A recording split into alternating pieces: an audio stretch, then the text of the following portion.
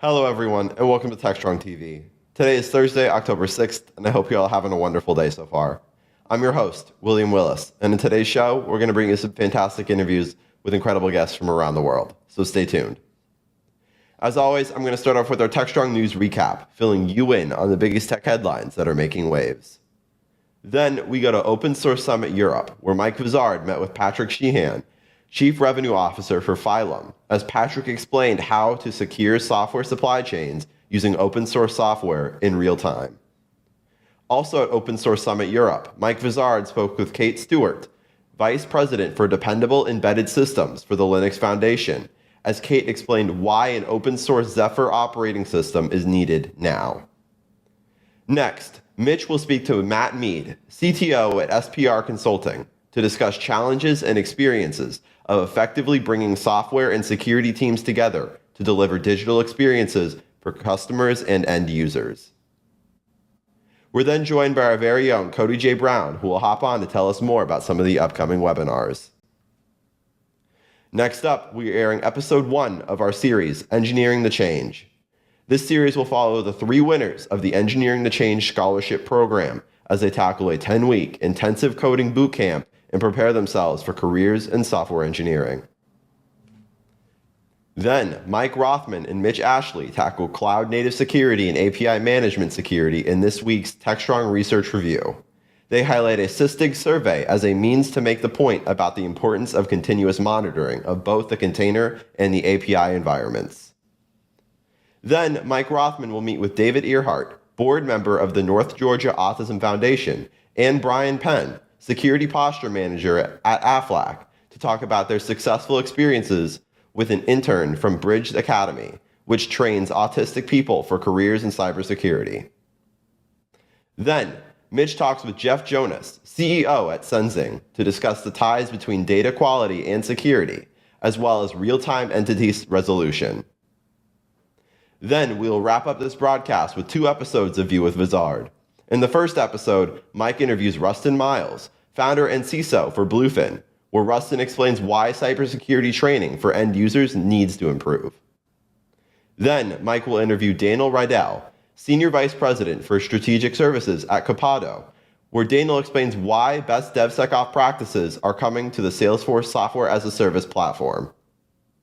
And that's what we have coming up for you on this episode of Techstrong TV. So without further ado, let's get the show started. Enjoy. DevOps.com is the #1 online destination for DevOps education and community building. DevOps.com covers all aspects of DevOps, including DevOps best practices and tools, DevOps culture, DevSecOps, business impact, continuous testing, continuous delivery, and more. DevOps.com has the largest collection of original DevOps content, featuring breaking news, blog posts, podcasts, and more. Visit www.devops.com to learn more. DevOps.com, where the world meets DevOps. Hi again, everyone. Here are the headlines for October 6th. First up, the White House has released a set of goals and guidelines regarding the harms caused by the rise of AI. These guidelines, also known as the Blueprint for an AI Bill of Rights, has no actionable pieces. Instead, it is an announcement to the U.S. government of the importance to keep digital and civil rights safe in a world surrounded by AI. The document has been in the works for over a year, consulting over 24 different departments and incorporating feedback from civil groups and tech companies. Next, a new report shows that social media account hijacking has skyrocketed in the past 12 months. According to the report, social media takeovers have increased 1,000% in the past year, with 70% of those being affected being permanently locked out of their social media accounts. This can have detrimental impacts to those who use it, whether it be for personal or commercial use. Additionally, those who the hackers send messages to are also at risk, as people are more likely to trust a message sent by someone they know. In other news, the chip maker Micron Technology has announced it plans to invest over $100 billion over the next 20 years to build a computer chip factory in upstate New York. Micron has stated they plan for this to be the world's largest semiconductor facility and will create 50,000 new jobs. Micron originally stated they would invest $40 billion through the end of the decade to build multiple manufacturing facilities back in August of this year. Next, Arizona has announced an $85 million settlement with Google over a lawsuit that accused the tech company of secretly obtaining data. Arizona prosecutors initially began investigating Google back in 2018 after reports of Google misleading consumers on how they were using location data. Then, Arizona sued Google back in May of 2020 for using deceptive practices that were in the software. The case was supposed to head to court later this month before the settlement was announced. On Digital CXO, we have an article looking at a new collaboration between the Electronic Healthcare Network Accreditation Commission and the Carin Alliance that will seek to advance consumer exchange across the healthcare industry. To learn more about the new collaboration and the accreditation program that resulted from it, go to digitalcxo.com. On DevOps.com, we have an article looking at Evolveware's announcement that it has added an agile business rules extraction capability to its modernization platform. Evolveware has stated that with this new capability, the platform will eliminate the need to freeze code developments while apps are being shifted to the cloud or being refactored. To learn more about how Evolveware is further automating app modernization tasks, go to devops.com. Finally, on Container Journal, we have an article looking at how IBM and Red Hat have revealed that the core technology within the Red Hat OpenShift Data Foundation will become the foundation for the next generation of the IBM Spectrum Fusion storage platform. IBM has stated that the goal is to build a unified storage platform that bridges cloud with on-premise IT environments. To learn more about how IBM is doubling down on Red Hat's Kubernetes storage platform, go to containerjournal.com. And that's today's Techstrong News Recap. SecurityBoulevard.com is the leading resource for news, analysis, and education on challenges facing the cybersecurity industry. SecurityBoulevard.com covers all aspects of cybersecurity, including data security, DevSecOps, cloud security, application security, network security, security threats, and more. SecurityBoulevard.com has the largest selection of security content, featuring breaking news, blog posts, podcasts, and more. Visit www.securityboulevard.com to learn more. SecurityBoulevard.com, home of Security Bloggers Network. This is Techstrong TV. Hey guys, we're live at the Open Source Summit in Europe, in Dublin. We're here with Patrick Sheehan, aptly named. Good place for him to be. Patrick is the Chief Revenue Officer for Phylum. We're going to be talking about open source security. You guys have been at this for a while now. Everybody started talking about it in huge amount of conversations about it in the last 9 months, but you guys have been at it for longer than that. Yep. So my question to you is, what challenges are there that need to be resolved? Because it seems like we are putting out calls to solve particular issues, but I sometimes wonder if some of the vendors have already solved some of this stuff. Yeah, that's a great point, and delighted to be here. Thank you for having me, Mike. To your direct question, yeah, we've been doing this for about 2 years now.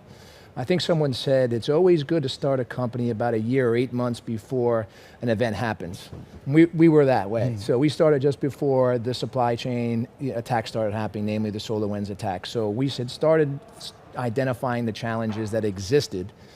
And then all of a sudden it came to the forefront with some of the recent attacks. So, fundamentally we believe that in order to secure modern software development, there's more to look at than licenses and vulnerabilities. So really taking a look at a broader approach to the market, right, which is a little differentiated from maybe some of the tools that have been existing in years gone by. We're purpose-built for the problem that we're trying to solve. So it's been an interesting learning experience over the last few years. Is this a platform that I buy and install as if I'm the DevOps team? And how does that get integrated with my workflows? Because, DevOps teams are pulling open source code off the web 19 times a day. Yeah, it's tough. I mean, this is a paradigm shift. What Phylum is trying to do is shift the paradigm. I think the tools that have been out there and the approaches have been good for a period of time. And now it's a matter of really taking a look at how do we drive successful outcomes for the security organizations that are trying to manage risk and the developers who are trying to keep pace with the business release cycles. compensation drives behavior and we're not necessarily aligned, we hear about this organizational friction that exists in the marketplace. So one of the things that I think we had a late mover advantage of, and again, kind of coming into the space a little bit later than maybe some of the existing tools that are out there or in AppSec, is we had those two personas in mind when we built the platform. So how do we shift further left so that we are not interrupting the developer workflow, and at the same time is allowing the organization, namely the AppSec or DevSecOps programs, set policy and guardrails about what is acceptable use of the OSS packages that ultimately is fueling innovation.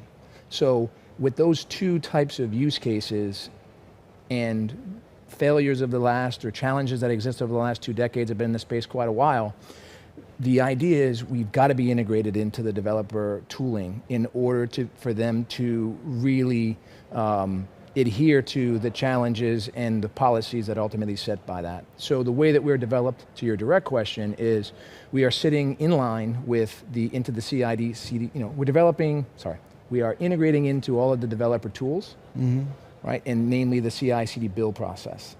We also have a deployment mechanism where we're actually even further left than the developer actually doing package installation. And we're seeing that developers are actually the targets of most of these malware attacks in the software supply chain. So that deployment mechanism for Phylum is something that's new and getting a lot of traction with the conversations we've been having. Who's taking the lead on funding all this stuff? Because to your point, there's not a lot of love lost between cybersecurity people and developers. Often they kind of tend to point fingers at each other. Yeah. So who is it that is taking charge of this funding of these projects? Because developers don't tend to fund security. So but the security guys tend to go, I thought the development team was doing that. Yeah, great question. We see typically our entry point is through the security organization. Product security, application security, CISO, things of that nature. They understand that this is the risk that they're trying to ultimately own, and they own the budget for maybe some existing tools. Now that being said, the mature organizations that have already experienced a lot of that friction, during our engagement process, we do proof of values and things of that nature, they're bringing in the development teams. Some mature organizations have a developer experience team, so they're kind of sitting as that, hey, before you do anything to the golden goose and the revenue generating machine over here with all your security whiz-bang stuff, let's just make sure that it's purpose-built, that it's not interrupting what ultimately is innovation. And we know, being in the space a long time, revenue will trump risk any day of the week. So we had to balance those two use cases. But security is the entry point, and there's a lot more collaboration with the developers given the problem that they're both trying to solve. We talk a lot about shifting left, but it's not clear to me that developers really want to know a lot about security. The truth of the matter is security was an elective. Most of them didn't take it. So they just want to write code and do their thing. Yeah. So how transparent can we make all this stuff so that, we can quote unquote shift left, but it's more like maybe we're leaning left. Yeah, leaning left. This is a true shift left. And in the conversations that we're having with the development organizations, it's all changed. But even the last 4 months, we're seeing that about 90% of the malware attacks that is getting inserted are targeted at the developer workstations. They're quick hits. So they've felt the pain in the issues of credential harvesting or being attacked and being, having that malicious code be downloaded. So the awareness level of the developer, whether they like it or not, is rising, coupled with the fact that most organizations are trying to get their arms around acceptable open source use. So yes, the developers are people that want to be left alone, and we would be conscious of that. But what we're trying to do is, this is where the paradigm shift comes in. If we can actually be deployed before the developer ever pulls down that package, we're actually alleviating a lot of the remediation gaps, this whack-a-mole that we've been facing for 20 years. That paradigm shift is very difficult sometimes to people to comprehend because change management's hard. But I will say, the developers are more aware of this now. They're actually understanding, because they felt the pain of maybe some of these recent attacks, that is shifting the tide in our direction to say, why don't we think about this problem differently? And bringing those two organizations together for common goals. So far, so good. I think that, it's still early days. A lot of mature organizations are feeling it out, but the developers haven't been pushing back too much because they've actually been more aware of the problems. One of the dirty secrets of our business is that there are billions of vulnerabilities in existing applications. They're not all equally lethal, but do you think that as we go along that people will start to replace those applications and we'll see a lot more activity, not just building net new applications, but actually going back in to rewrite legacy applications to go get rid of large swaths of those vulnerabilities? Great question. I don't know. I mean, I've worked in the financial institutions that still have COBOL, right? And they never changed that despite, the challenges and lack of people being able to know those systems. We're seeing new languages pop up. There's a lot more technologies where people in containers are using different languages, right? So yeah, there's thousands and thousands of vulnerabilities, if not millions. I think it's a matter of really addressing some of these vulnerabilities as much as you can retroactively, but doing a better job of, as you're including new packages and new builds, making sure that you really have a better hygiene to alleviate the problems moving forward. All right, so get out your crystal ball. Okay. We have this phrase DevSecOps, and everybody kind of trips over it. So Yeah. at what point down the road will we just not need the phrase DevSecOps because people will know security enough that we'll just have DevOps? I will say we're probably 5 to 7 years away from that. I've been talking about this for quite some time. I said, how are we ever going to, there's 1 million jobs available, but yet you have network engineers and network security engineers. If security can be ingrained in the fabric of the company, big ask, but then I think we alleviate a lot of the challenges. Why shouldn't we just do things securely versus doing them unsecurely and having someone check our work? I think we're probably 5 to 7 years conservatively in that becoming a reality where security is just ingrained in the process. All right. So maybe someday we could have like security reliability engineers the way we have SREs today. Exactly. And they're part of the whole workflow, but they're not getting in everybody's way. Yeah, I think thinking about this problem differently. Spent a lot of time in this space. I had a company doing risk advisory previously. Change is hard, and getting the business to really understand that risk management's important, let alone security management, right, in cyber and things of that nature. That's not just an IT problem, that it's actually a business driver and a business detractor, will take some time. But I think the awareness and the attacks and a lot of these things have shifted the board conversation, which ultimately trickles down to the organization over time. That being said, I think we've got some work to do. 5 to 7 years would be my Miss Cleo prognostication. All right, folks, you heard it here. Change is coming. Patrick, thanks for being on the show. Thank you very much, Mike. Thanks for having me. My pleasure. Hey, guys, thanks for listening, and we'll be back in a minute.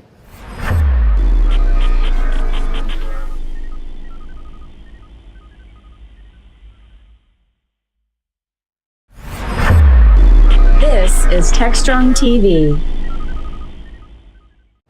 Hey, folks, we're back at the Open Software Summit in Dublin. It's a lovely day. We're here with Kate Stewart, and we're talking about real-time operating systems that will run on the smallest devices you can imagine. It's called Project Zephyr. Kate, welcome to the show.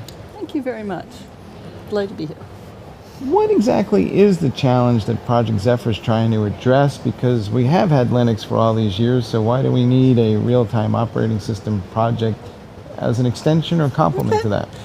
Well, the Linux kernel doesn't get much smaller than about 2 megs these days, and that's really trying hard to get it down. There's a lot of information and a lot of options in the Linux kernel, and when you're really tight on resources, you need to be smaller, like in the tens of Ks, tens to hundreds of Ks, depending on what you bring in. So Zephyr has been started from the, and designed from the ground up to be in that range, and everything is sort of configured in. So, but then everything is also tested. So it give you a really quick start to actually getting your application working in a new space. And it's very familiar for Linux developers, embedded Linux developers, because it's using kconfig, which is in the kernel as well. And it's also using device tree, which is also in the kernel as well. So you have the ways of specifying the devices the kernel developers are familiar with. The code structuring is fairly intuitive for most developers. So we have a lot of developers that have been very active in embedded Linux for a long time that now work with us in Zephyr. We hear a lot about edge computing, and last time I lost count, there's like 5 different flavors of edge computing, depending on what your definition is. We're at the network all the way down to the devices you're talking about. How far up will Zephyr scale, and when do I kind of think about something else? I'd say Zephyr will scale up to, it definitely scales into the edge if they want to. We see things like people doing gateways and using Zephyr on one core for handling things like the Bluetooth traffic and using another core running Ubuntu or something like that. So you get these mixed systems with Zephyr in on some of the cores and some of the functionality. You also get, it's got like a 64-bit core there, okay? And so like it has, it has both the ARM and the RISC-V 64-bit cores fully supported. So it can be used in these places, but where it's designed for is so that you can configure it down when you need to. Linus Torvald this morning described some of the embedded system stuff as kind of like the wild, wild west. It's starting to get tamed from his perspective, and we're starting to see more standardization. Back in the day, you had multiple real-time operating systems running on all kinds of weird hardware. So is this part of that whole standardization effort? And it's part of building building consensus so we can apply best practices. That like the Linux kernel and some of the other projects have evolved really good practices for high quality code, and we wanted a place in the embedded space to pick them up. And so when we sort of started the Zephyr project, that was one of the goals. We wanted to be first class in security, first class, and be able to go after safety certification with this OS.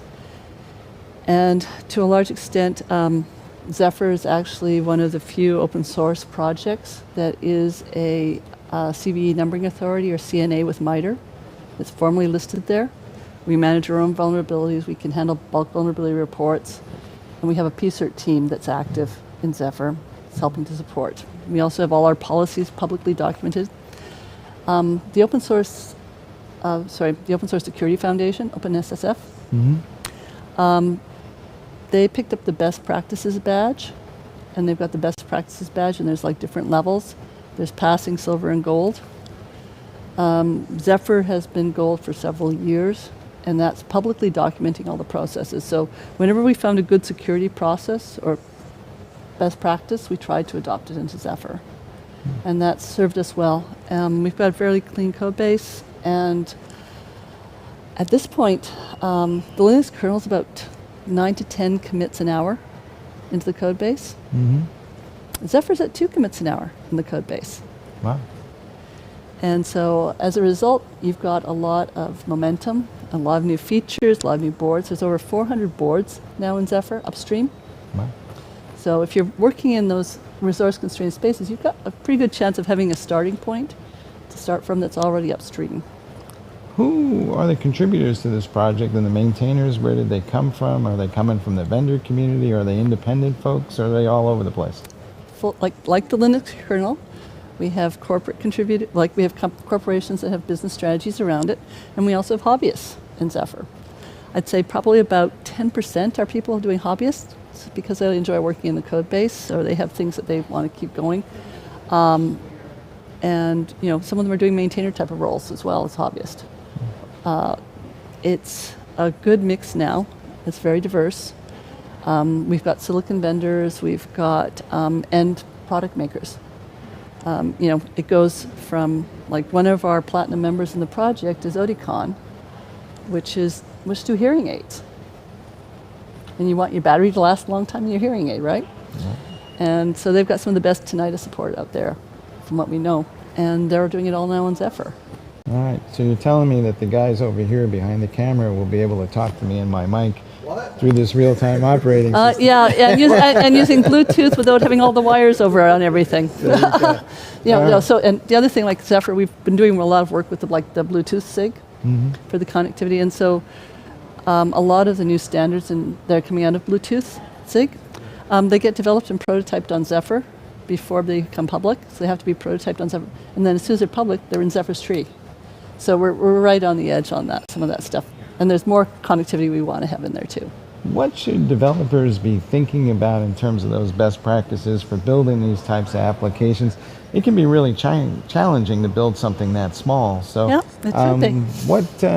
Where should they be thinking about the gotchas or some things that they, pieces of advice that you might want to give them? So I think the pieces of advice is, try to keep it as small as possible in your configs. understand exactly what you're building in and make sure that it's justified. Because it's easy to just sort of, clone, copy, paste, but if you're really trying to get down to this small thing, these very small footprints, scrutinize those configs and make sure that everything that you're configuring in is actually needed. Other things that we should be looking at are, when you're compiling it and building it, again, look at your options. Be very precise about your options. We've got a lot of ways of doing this type of work and optimizing or not optimizing depending on the compiler options. Again, look at focusing on what you're optimizing for, whether is it time or is it space, because sometimes there's trade-offs. I'm not accusing anybody of anything, but it seems like historically there's been a lot of large code, a lot of sloppy code that people had to write because they had a lot of extra hardware to throw around. So are we going to see a new generation of folks who are writing code in a much more precise fashion, almost a throwback to the old days when we had a little bit of CPU and it was all about how efficient is your code? Well, like I say, I think there's a lot of modules and components out there for the fast prototyping and doing things like that. But then once it becomes like, fractions of cents count, and they don't want to put a little bit of RAM on, you can configure it down, and you can prototype quickly, and then you can optimize it efficiently over time. And I think that's the sweet spot for the industry. Because, we're all getting really concerned about power and energy, and, you want your devices to last a long time. And people putting software upgrades in for firmware, for vulnerability fixes, things like that. You want to make sure we still keep within a power budget. You still have the ability to do these types of tasks. We heard a lot this week so far about DevSecOps and SBOMs and all the things that are required to build a secure application. And these edge applications seem to me, I don't want somebody inadvertently popping stuff into my ear to tell me something because they hacked the microphone from these guys. So how do I kind of think about that as I'm building these applications and work that into my whole workflow? Well, Zephyr introduced last year the ability to just say West SPD. West is the build tool in Zephyr, okay? And it's based on CMake, okay? So the CMake infrastructure is there. And you basically do a priming step of one line command, and then you do your build. And then out of the end of it, you get 3 SBOMs. 2 source SBOMs, one for your app, one for the Zephyr sources, and a build SBOM that links all of the pieces together. So you know exactly which .os, and they correlate back to exactly which source files have made it into a .a, and those .as which make it into your ELF images. And so the actual image that you'll be putting onto your flash device, onto your flash device, you have very precise information about which files are there. So if someone said, "Oh, there's a vulnerability in FNet," and you go, "Oh, well, in that version of in the LTS1 for Zephyr, there was FNet component." Well, the files that were part of that vulnerability in that component, if they're not in Zephyr, which they weren't actually, they could never be in that image. So even though you could say the component might be there in part, you have to be at the file level to be very precise to know, especially when size matters like this. You're not pulling 1,000 packages in from the internet. You're figuring out exactly what you're putting on your device and putting it down there. And that precision is key. We talked a lot about software, but do you think that this will drive a level of innovation on the hardware side, because there will be standard interfaces and those guys won't always have to go build the entire stack? Right. There's a lot of innovation happening on the hardware side right now. We're seeing a lot of really cool things happening in the FPGA front and the accelerator front. And we're seeing people using Zephyr to enable this functionality. And so, and we're seeing simulators being used to, do a lot of the prototyping and so forth, and then manufacturing exactly, in the RISC-V space in particular, exactly what they need, what accelerators they need, and then having the enablement right there in the hardware, like the software coincident with the new hardware. So these types of stacks and this type of capability is going to be changing things a lot, especially for power. And you may have modules that have, say, an ARM processor and an FPGA over there somewhere, and the whole thing is a distributed microcosm of a solution, and you're using all these different components for different optimizations. Does that put more onus on the developer to understand what the hardware can and can't do, or can that all be hidden in a compiler somewhere? Well, Zephyr supports about a whole variety of different cores. So when you're starting to talk multifunctionality and all these things, you're generally covered. And then you sort of say, okay, I want this functionality, I'm working on this core, which is, we've seen SoCs develop now that like have, a RISC-V on one core in the SoC and an ARM on the other core in the SoC. I think it was the Vega stuff from NXP. And we see people doing this heterogeneous type of computing based on what they're trying to do and what's being accomplished. And the fact that in the same code base you can choose which pieces are there and you can be explicit about what's going there is making these things possible for effective communication. We have seen software kind of evolve into this subscription model. Will that continue all the way out to these very small endpoints? Because I'll be able to say to people, well, now that you're connected to the internet, I can deliver streaming updates to you no matter how small that device. And it might lead to the personalization and democratization of all kinds of stuff. Yeah, it's more the vulnerability management is, I think we're starting to see services for people to keep things up to tip and provide services for deploying and monitoring, like suites of IoT devices. There's a vulnerability, okay, I want to import that, tracking all those ones. We've got some of our members that are having business models in that area, and it's needed, okay? The fleet type of aspect of IoT. Deploying this stuff, making it visible, we're seeing the processes, we've got the infrastructure to support it. So the ecosystems are heading in that direction. And realistically, in this space, you're either going to update it or you're going to throw it away if there's a vulnerability. Or make sure it can't be exploited by this environment, right? And, some of the devices, if they're connected to the internet, you may be able to update, but some of them you may not. And being able to be explicit about that is important for, being able to trust what the environment is.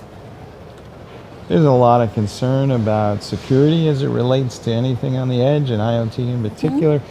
Are there things that we're doing at the operating system level or even the hardware level to make all these environments more secure and take the stress off other people?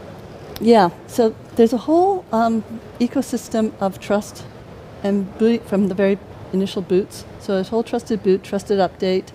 There's hardware accelerators for enabling trusted keys and effective sharing of cryptic information. And Zephyr enables working with all of these, and we partner in with some of the other projects that are working with these capabilities, like the TPM and so forth, and the Intel equivalents. So we have a lot of this stuff enabled in the code base, and it's there just to be taken advantage, to be used as needed. That's part of the whole Zephyr being all sorts of things integrated together and tested together, which is, it's like I say, it's not just a kernel. It is actually, here are these drivers that here's this communication stack. Here is this capability. And it's all been tested as part of our ecosystem. It's kind of the software corollary of a SOC in some ways, where it's the stack that matches the SOC, and we'll go from there. And the fact that we have a lot of regression testing going on in every build, in every commit, as well as, before we put releases out, we have various quality criteria we have to hit. As for, from our release cadence. And we have a cadence about every quarter. One of the lessons we took from the Linux kernel was, have a predictable release cadence and have a merge window. Now ours is different than the Linux kernels, because the Linux kernel has like a 2-week merge window, and we actually do a 3-month merge window, and then we do a 1-month stabilization. That seems to work well from our community. But then the other lesson we took was like having the LTSs, or long-term stables, from the Linux kernel. So we do a long-term stable every 2 years, as opposed to the Linux kernel does it every year. And then we support it for 2 years with vulnerability fixes and backports for bugs and vulnerabilities, effectively. What is the thing that's top of mind for the community right now? What's the most pressing issue of the day? What are you guys squarely focused on at the moment? Squarely focused, I think there's our path towards going to safety certifications. So we've got a functional safety manager in the project, and we are trying to work. There's no good place where open source has been taken to functional safety, and we're trying to prove it out with Zephyr. And so there's strong culture around safety, and it's been very proprietary, very waterfall, not thinking about it from, there's a very proprietary mindset in the safety space, in the RTOS space, and not a lot of the evidence is open. And then we have open source, which is moving fast, innovating quickly, and so forth. And so the challenge has become for us is, okay, how can we work out a flow so that we can automatically get the right evidence generated and be able to let people use the Zephyr in systems so they can do the effective argumentation. And that's fun. Let's say, for argument's sake, you had a magic wand and you could change one thing about what was going on in IT to help Zephyr. What would be that one thing you'd be like, let's fix this today? Good question.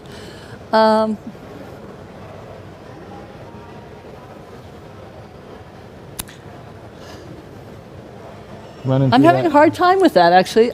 There's some communication. That list must be long. No, it's not actually. There's a lot of things we're doing right. Like I say, we're continuing. We've got a process group. We're continually trying to improve our own processes in the project. Anytime I find a best practice, we try to incorporate it. So I'm looking for best practices to to work with the community. The technical steering community is what actually determines exactly what goes in the code base. And they're the ones that are always on the edge of looking for new things to go in, and how we can actually make this a better project. The thing that probably would make us happier is finding more people to do maintainership roles, like the kernel. We always have, there can always be more maintainers in there, and sharing that load a bit better. The traceability aspects of QA and figuring out how that's going to play in with safety are things that I care about. So more maintainers, and so we can also have faster turns, so if people are happier. Yeah, everyone wants more maintainers. So for folks that do want to get involved, how do they get involved? Where do they sign up, join up, and?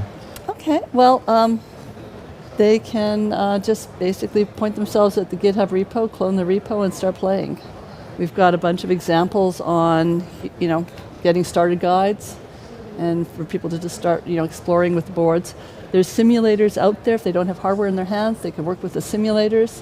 And there's examples, there's there's, I think Renode, so Ant Micro has a Renode dashboard for Zephyr, and they've got, about over 350 boards there with 5 applications already sitting there, most of them all pre-compiled, pre-built, that they could be running on a simulator and just experimenting. So there's a lot of places to experiment. And then if you've got a problem, start looking around. We have a very active Discord environment. So if you've got a question on how to do something, there's people that are pretty helpful on the Discord to interact. And then the GitHub repo. So go and play with it. Figure out if there's a problem you want to solve with it. Play around, see if you can solve it, and if you can't, ask questions. And then ideally, if you've solved something and no one else has, please upstream it and share it with everyone else. That's the way open source works. Do you think as we evolve here, we will see the equivalent of something, and maybe it already exists for all I know, DevOps best practices for building software at the edge? Yeah, I think there are definite best practices for building software at that edge. And I think we will be starting to see, we can actually do, there is work with the K3s to actually do containers. One of the things that's quite interesting, and this is coming in from the safety space, is mixed criticality systems and having the ability to effectively have small containers so you can abstract out what's below that level and have an interface so you can just do your app on top of that. So we're seeing people that are wanting to move it in this direction. And we're seeing, these packages, these projects sort of interacting to make some of this stuff all happen. But Zephyr's boundary is, how do we make ourselves an effective RTOS? Right. So we may have tiny containers one day. Is that where we're going? The K3S stuff is already sort of working with Zephyr. And so you have tiny containers that have abstracted layers, and people in the want to basically validate and spend the effort on the things that they add. And they don't want to have to do everything below, all the Zephyr, all the analysis, and so forth. And so if we can get ways of building these trust boundaries, then the people can innovate on top of these trust boundaries and then apply the analysis that others have done into their overt situations, which will let us use these things effectively in the future. All right. Folks, you heard it here first. If you want to be cool, you got to be on the edge. So check out this whole Zephyr initiative. Kate, thanks for coming by. Thank you very much.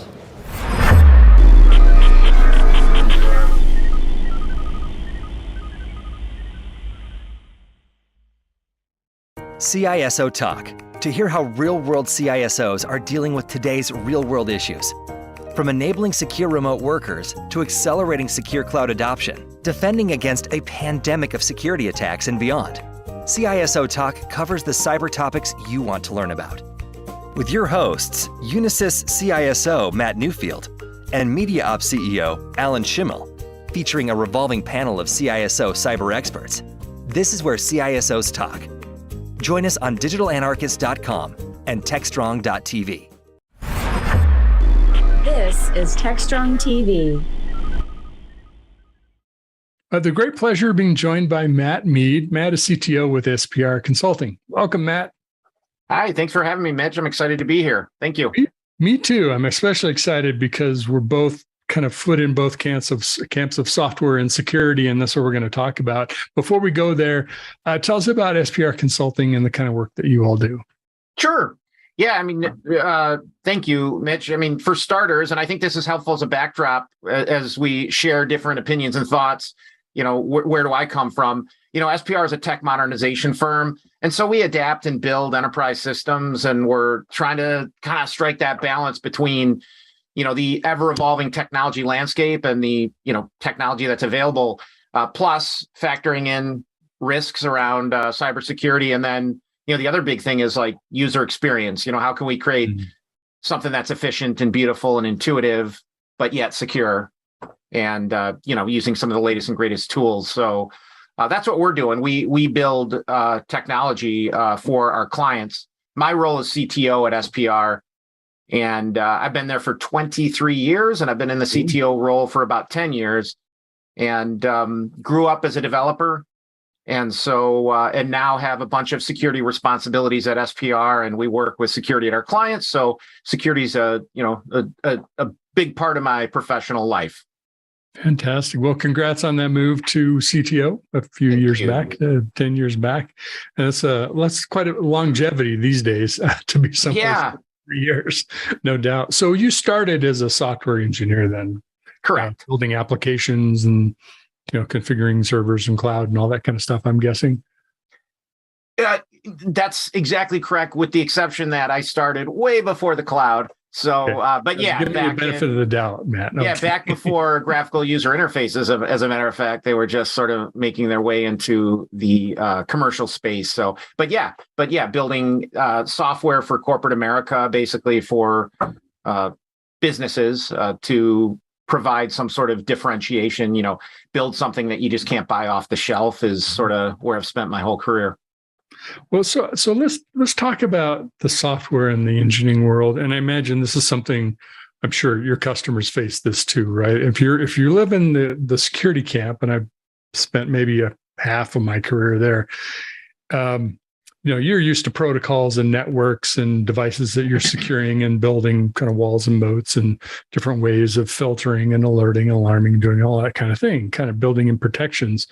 And then we throw in this world of everything is software now. It kind of started happening in the network world. Virtualization happened there too. Yeah. But now it's, app security, API security, Kubernetes, container security, cloud security, data security. Oh, and then there's all the other security that we do for end users and devices and infrastructure.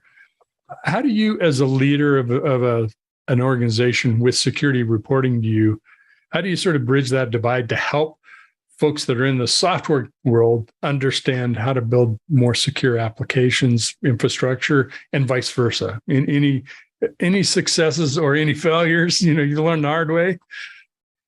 Yeah. Wow. What a great question. We could probably spend the next 2 days on this. Yeah, easily. I think there's a bunch of things that come to mind. I guess the first thing that comes to mind is that the single most important, I guess the secret, if there were a secret, although I don't think it's a secret, to creating good cross-functional teams that can integrate the traditional software security professional and the developer or architect, step one is education. And it's not point in time education, it's continuous education because the landscape is ever changing. So I would say that that's sort of maybe that, and that's not very exciting and not very secretive, but education, continuing education would be number one. But I think an acknowledgement that we need to create the right teams with the right people and the right cross-functional collaboration, which is a bunch of buzzwords, is also critically important. And like calling out some of the stereotypes that are out there. Like when I think about the security professionals, I hope this is a safe place to go. I hope this is a safe conversation. And nobody will hear this. This is just okay, good. This is just us. But for the security professionals, the stereotypes I hear are that, hey, stop telling me why I can't do something and tell me how I can accomplish my business goals. So it's like, I can appreciate that you want to keep things safe, but tell me how I can do it. Just don't keep telling me no, because if you always tell me no, I'm going to actively try and work around you as a business professional, right? The business might try and work around them. I'm not speaking as me. I'm speaking as this hypothetical business. And with the developers, their stereotypes have a lot of truths as well. And this is the camp that I grew up in. But stop taking shortcuts that circumvent good security practices in order to sort of get something into proof of concept, because you'll come back at some point and fix it, right? That there's never going to be a day when you have time and energy and money to fix it. So, I think for the developers, they are sort of sometimes treated as though they're dangerous or uneducated. And, there's some shreds of truth in that. So I think sort of talking about those stereotypes and putting together cross-functional teams that have security professionals and have the architects and developers on them as a collaborative team that have shared security and business goals are, what we've seen as a success, and get them speaking one language with one goal. And I think that solves a lot of problems that exist today within corporate America and the what I'll call the lack of effectiveness around many security programs. Well, there certainly are two camps that have grown up in parallel, oftentimes not intersecting. Well, I guess one way I've described it before is both departments say no. It's just that the IT people say no up front and the security people say no before you go to production because we left them out until the very end, right? Yeah. There's your bad stereotype for you. Right. There's a grain of truth in that, of course. But I think you're onto something, which is, I've been kind of circling around this question for a long time. And for a while, I thought, security people should go learn software. They should go learn how to write a little bit of code and software architecture and kind of immerse themselves in that. They don't need to be a developer, but learn about that because you can't secure what you don't understand. And while security teams might be hiring more software people to do scripting and automation, things like that in our SOCs and NOCs, asking a security person to be a software person is not any more effective than asking a software person to be a security person. So I think your point about let's know enough to be able to walk, maybe not a mile in each other's shoes, but a couple blocks so we can at least have a conversation. I know enough about software, so teach me more about Kubernetes or containers or issues around API security, and I'll help you with here's the things we can do. I already know how to scan virtual images. So here's how we scan container images to make sure they don't have, and we can put that into what's your process look like for software? Oh, DevOps, cool. We can put this in there too. And that's how that sort of back and forth works. Does that make sense to you? Yeah, 100%. And I think like what you're talking about, and when I listen to what you're saying, I agree 100%. I think the magic is if they have the same goal, if they're on the same team and their goals for this particular project that they're on are in unison. They're both trying to do the same thing. And I think that allows them to work through and do that delicate balance of, what are the trade-offs? What sort of business features are we trying to build maybe in a software system, and what are the corresponding risks, and what risks are we willing to take, and what are some alternate paths that might get us the same end business value, but maybe go about implementing it in, the technology in a different way that, makes the team feel like it's a safer approach. I think that's a beautiful thing. That's not commonplace.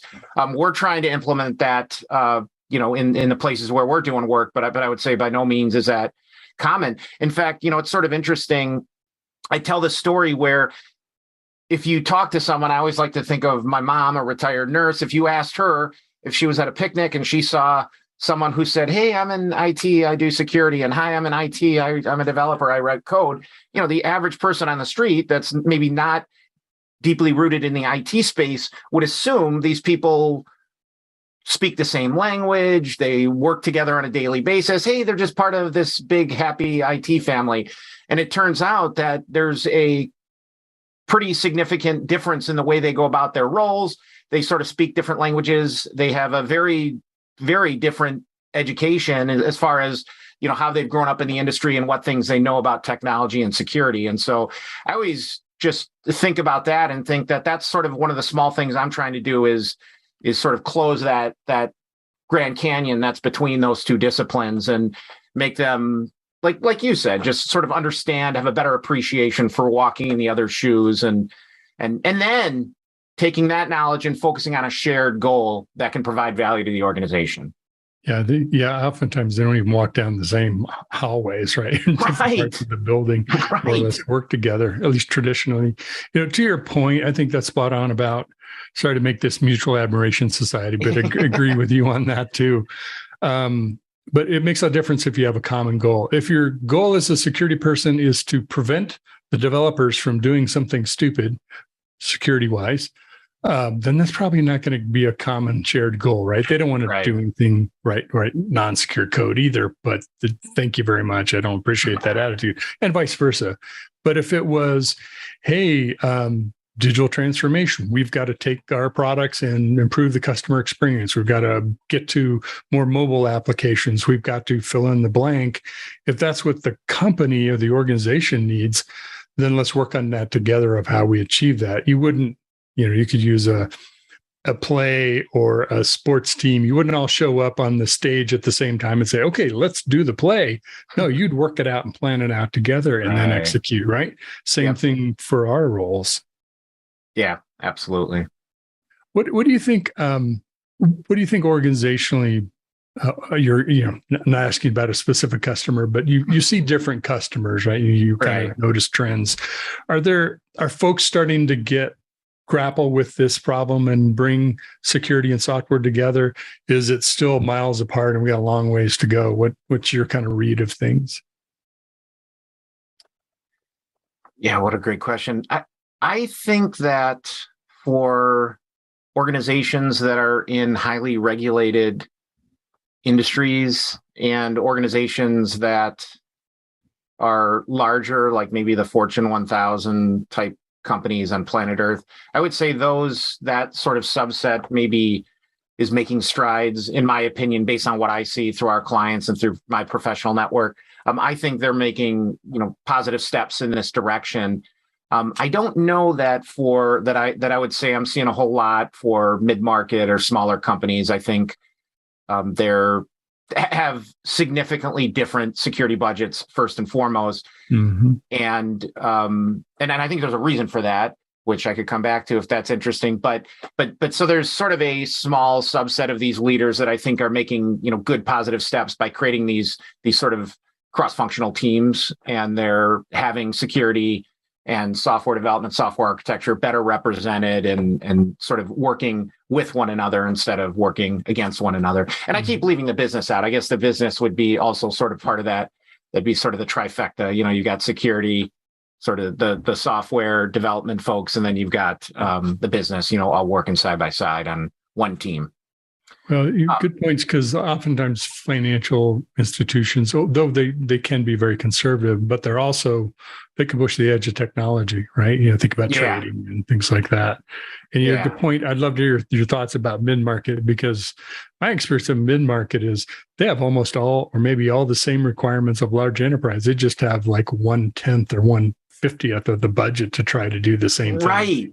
For a smaller, it's an impossible job. I think it's really a tough place to be. A great place to make a difference, but that's a hard Right. job.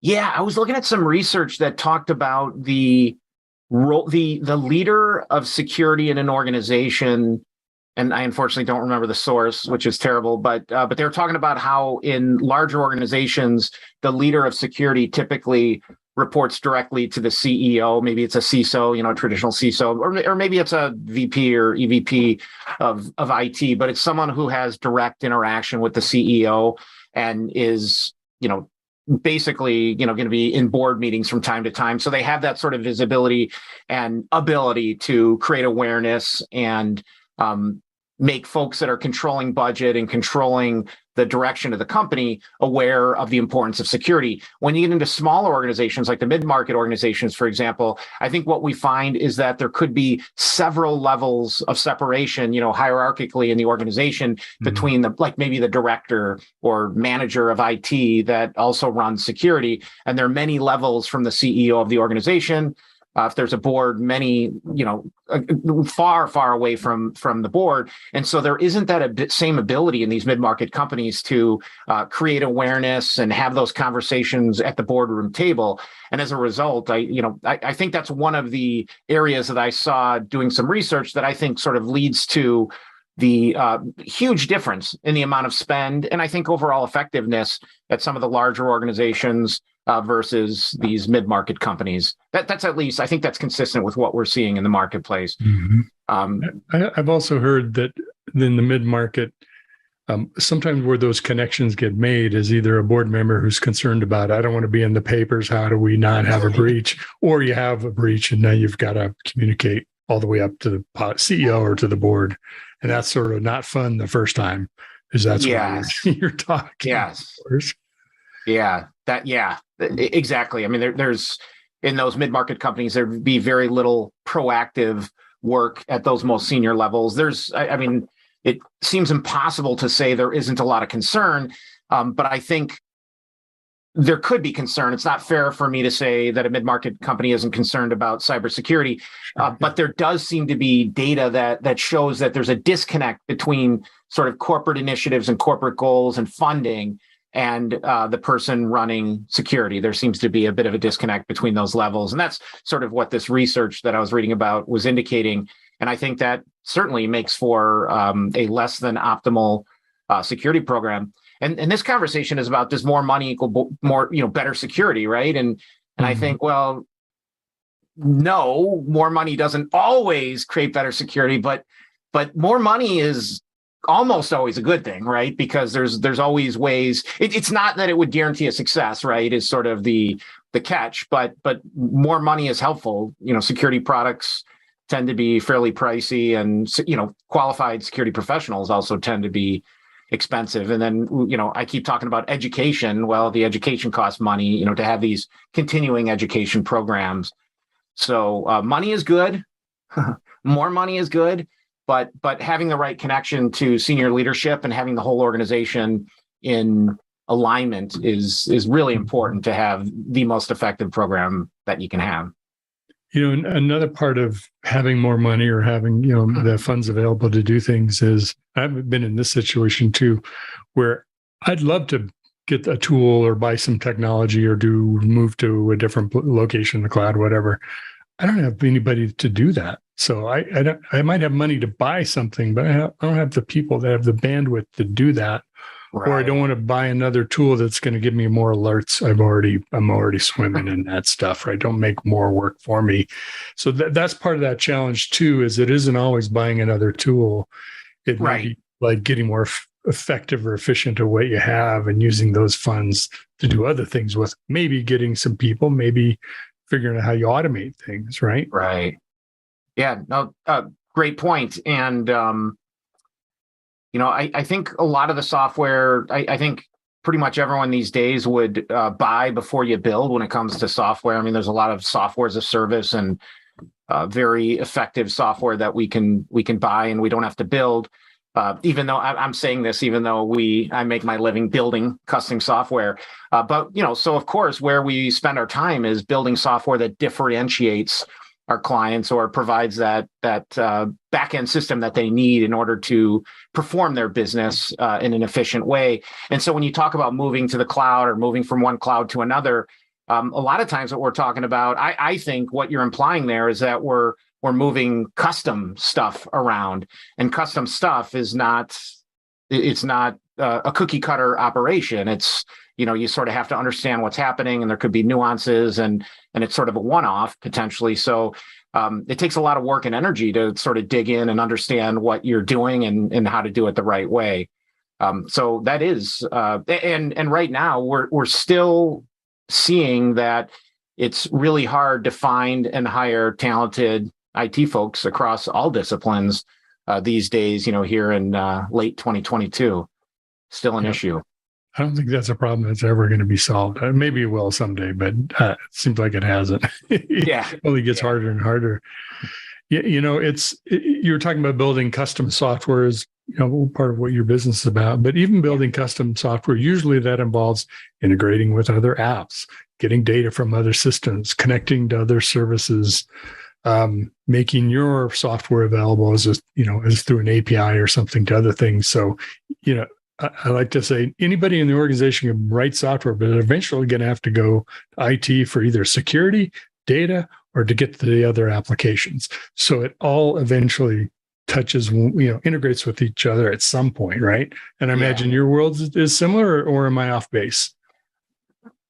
Absolutely. I mean, many of our clients being large organizations, they have hybrid cloud setups where we're, shuttling data or calling functionality from different cloud environments, and there could be an on-prem piece in there. So I think the infrastructure that we're seeing today for a lot of large enterprise systems is incredibly complex and has a lot of things that need to be considered and understood upfront.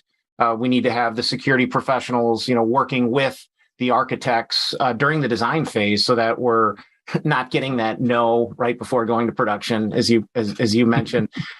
Sort of integrated from the get-go and focused on how can we build this the best way, in a way that's the safest. And it sort of starts at the beginning. In fact, I would argue even groups, and this might sound ridiculous, but I think even groups that do like user experience, they're trying to figure out the way to effectively design software so it's intuitive, so it's effective.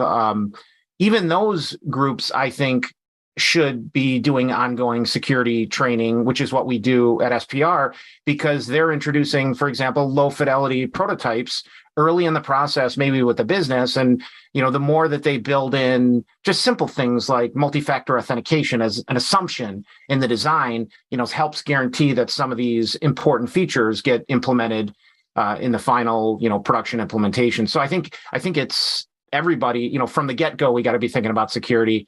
And it's not just involving the security professionals; it's everyone thinking about security from the beginning.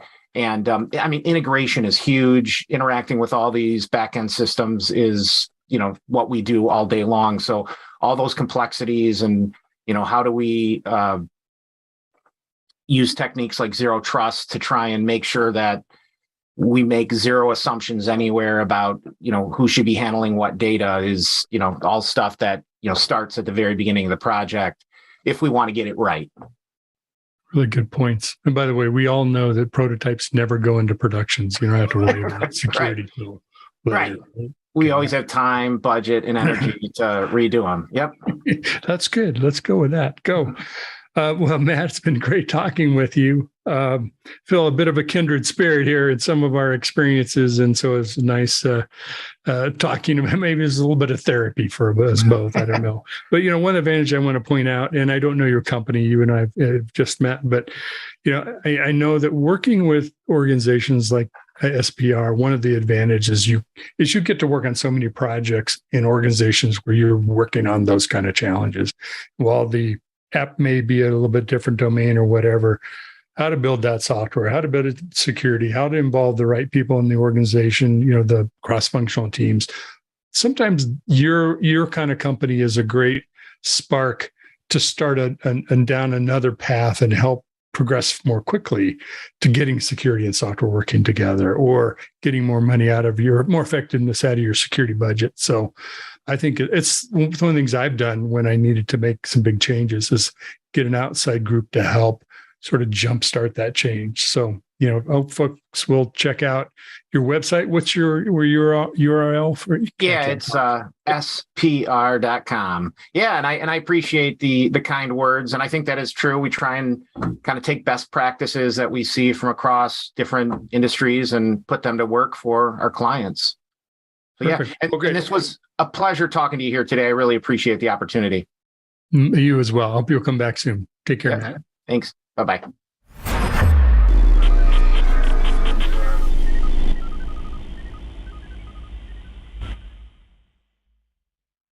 Looking for a live conference focused on the tools, technologies, and practices most important to your business?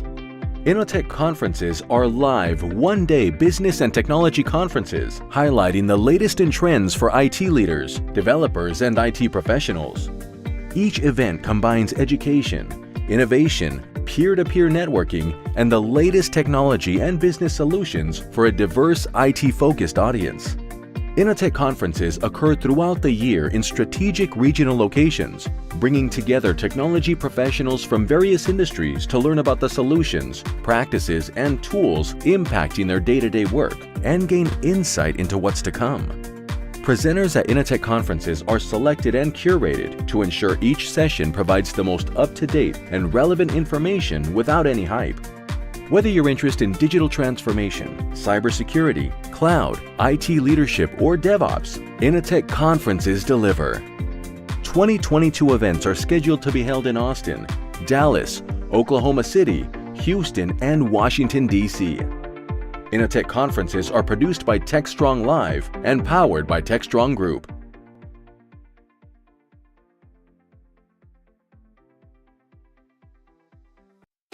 Hey everyone, happy Tuesday. Cody J. Brown here with some programs happening next week at Techstrong Learning. So first on the docket, Tuesday, October 11th at 1 p.m. Eastern, join builders from Dataset and AWS as they cover challenges with scaling Kubernetes, common Kubernetes errors, and effective ways to detect, troubleshoot, and prevent them. So join us for Scaling Kubernetes with Dataset and AWS. On Wednesday, October 12th at 11 a.m. Eastern, Bunny Shell is joining us on DevOps.com for creating ephemeral environments for CI/CD GitOps pipelines with Kubernetes. This learning experience will discuss how to use Kubernetes to create cost-effective, short-term testing environments that look like production. And my final program for you today is kicking off Thursday, October 13th at 1 p.m. Eastern. The Fairwinds team will demonstrate how to configure your Kubernetes clusters to avoid auto-scaling issues and ensure your apps are ready to scale properly. Join us for AWS Carpenter Readiness. Are your apps ready to move? So that's all I've got for you right now, but we have plenty more upcoming programs next week. And if you just can't wait until then, feel free to look through our on-demand programs at devops.com/webinars and be sure to look in the on-demand section. Have a great weekend, everyone. The Engineering the Change Scholarship Program offers a life-changing opportunity for a winner from an underrepresented community to change their lives by becoming a full-stack software developer. The background that you might see that it's a weakness, it's a strength in this field because everyone is constantly looking for people that are going to bring new ideas. It's an intense 12-week course that is not for the timid. For real, who's mastering this right now? Because I sure am not. So you guys are badass. Like as a class, you guys are crushing it. You've got to be dedicated. You've got to be ready to do it. Your life has to be ready for it. Follow us as we go through this cohort's Engineering the Change winner. on their journey to becoming full stack engineers. Say with great power comes great responsibility.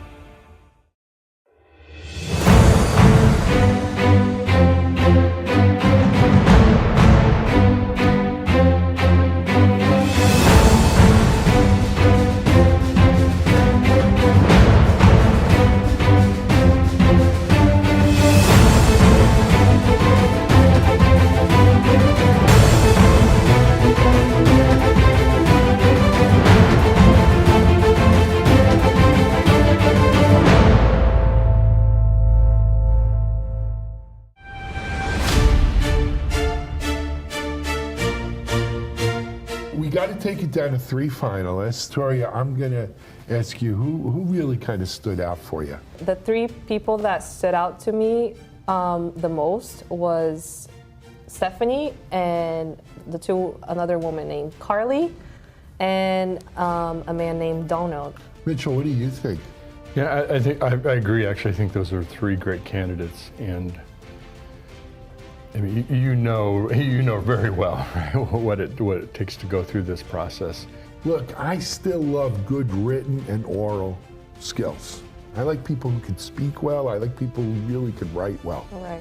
And I'm going to tell you something. To your point about Stephanie, is it Stephanie Sanchez? Yeah, Stephanie Sanchez. Her essay was one of the best essays I've ever read in the 3 or 4 times we've done this. Yeah. Okay. And bring her into the golden finals. buzzer. Right? So, She's in. The 2 other people you mentioned, to me, Carly epitomizes why we do this. Yeah. She said something like, her brothers could do it, why couldn't she? Mm-hmm. Right? Wasn't that in the essay? Yeah. And That's something that stuck with me, especially as a woman. Yeah. Because I think that for her, she was like, if they can do it and there's not enough women in tech, like she was like, I can do it too. And I love that. I say send Carly to Hollywood. Golden buzzer? Yeah. Donald Bazell, really nice guy. What I liked about his essay is his genuineness. Is that a word? Yeah, being genuine. He's genuine. Yeah. Right? You got it from him. My only caveat on this is he really doesn't have any tech experience. Yeah. So if it's your vote and Mitchell, you don't object, I say let's give Donald the last ticket to Hollywood. And those are our 3 finalists for Engineering the Change. Let's bring them in for interviews and pick our winner. Okay. Sounds fun. Sounds good. All right. We'll see you on the next show.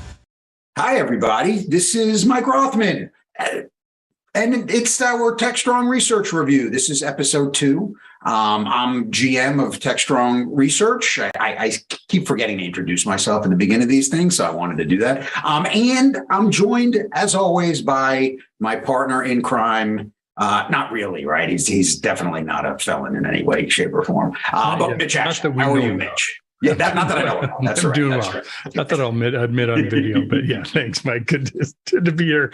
Of course, principal with Techstrong Research and CTO with Techstrong Group. And I also forget to introduce myself when I'm doing hosting of videos. So yeah, I mean, we do this company. stuff, kind of often enough where we just kind of forget and we make assumptions and we really shouldn't. So just to review, right? Review the review, right? So the Techstrong Research Review, the review squared. The Techstrong Research Review is really kind of our internal research meeting. So we chat, for 3 or 4 minutes, before we get going about, hey, here are the general topics that we want to talk about. But it's not like a newsy thing, right? What we want to do is kind of, focus on an area that we've either had calls at, we're doing cool research, or what have you, that we can really dig into for, 15, 20, 25 minutes every week to give you guys a sense of, kind of how we do our research, right? And what it is that what we're the analysts are thinking, right? What's in our heads.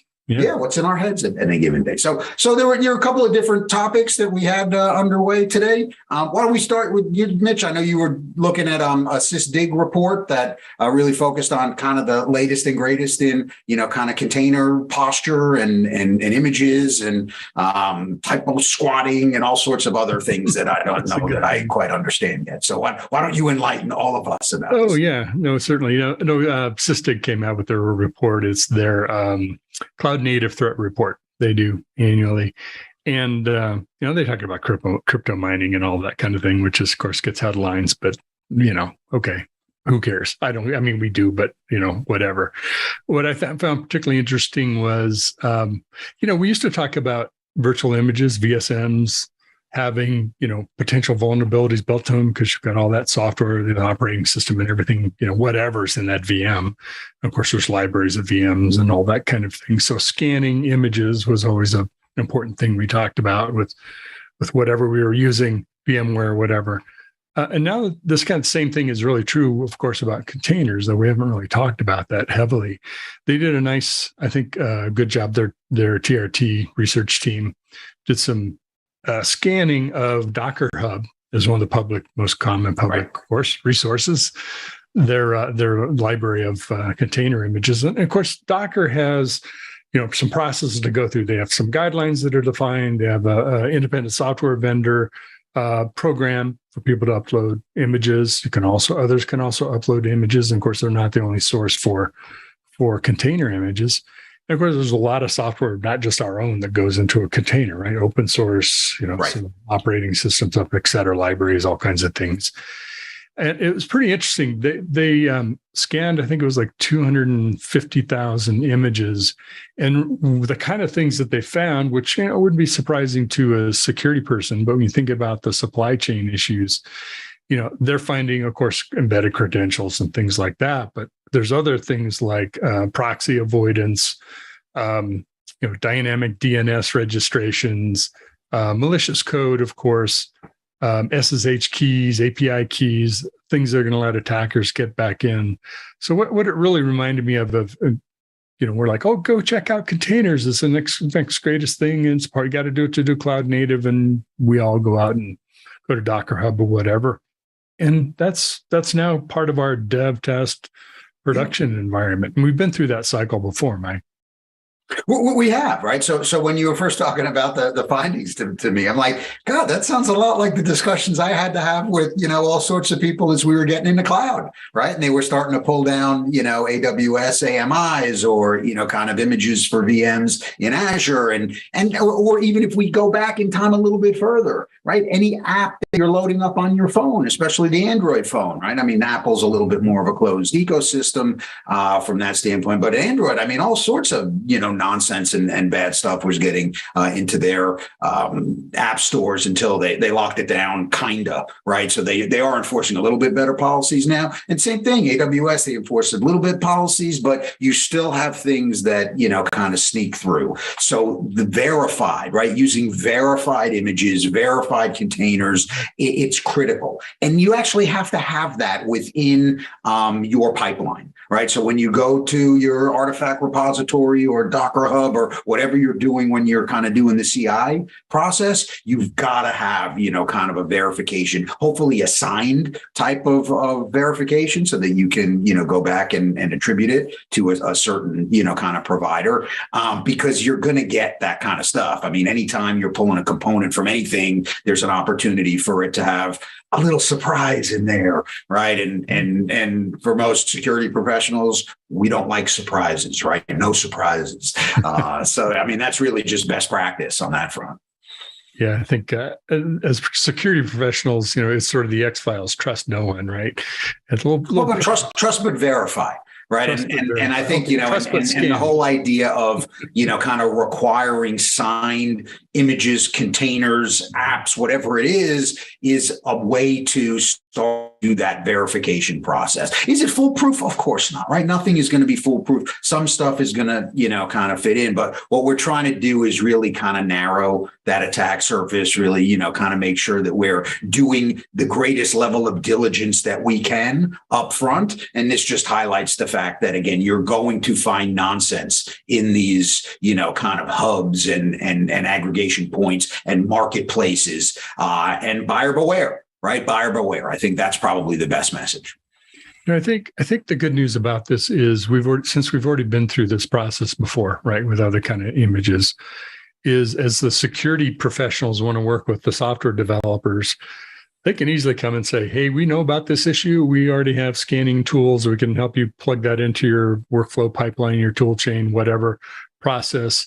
You may be aware of this issue, you may not be, but let us help you. And then that way you won't have any issues down the line. Anything you do download, we have a good chance of catching. But yes, it's good hygiene to get them from these locations. They're verified, that kind of thing.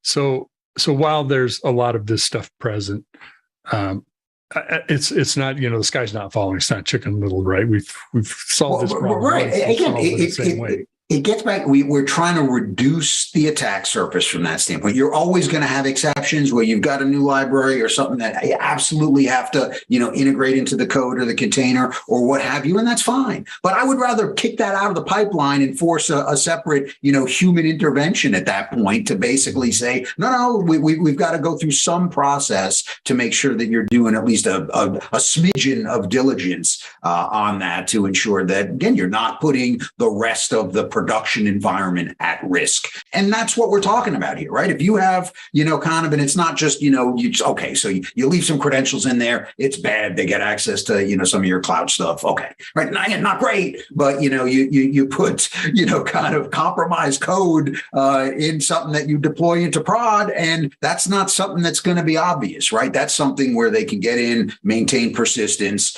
and run roughshod over your infrastructure for an extended period of time. And that's the stuff we really have to avoid. Which, by the way, tying back to crypto mining, that was the most common exploit they found in the images was embedded ways of people getting back to use your resources to do crypto mining. Right? Listen, remote access Trojans are still a thing. They don't work exactly the same, but they're still a thing. New ways of doing the same. We want to, figure out a way to penetrate the environment and maintain presence there, and kind of do recon and then loot it out, right? And that's the game. That's still the game. Yeah, they also talked about typo squatting that you mentioned, which maybe that's a term you'd heard of. I hadn't heard that before, but it's a fancy name for phishing for developers, right? Let's rename something to a nice open source package that isn't. Well, that isn't. But again, you've been dealing with AMIs, you've been dealing with, and especially on the app side. I mean, you're looking for a popular app, they change, like they put a hyphen in or an underscore or something, and it shows up in the library and people don't do their diligence and they just, download stuff and it's compromised and, mayhem ensues and, wash, rinse and repeat. And, so we see the same common things, right? The same types of attacks every time you get a new, kind of mechanism to do the same thing, right? And this is a repository, so we're going to see the typical attacks that you see on public repositories. Yep.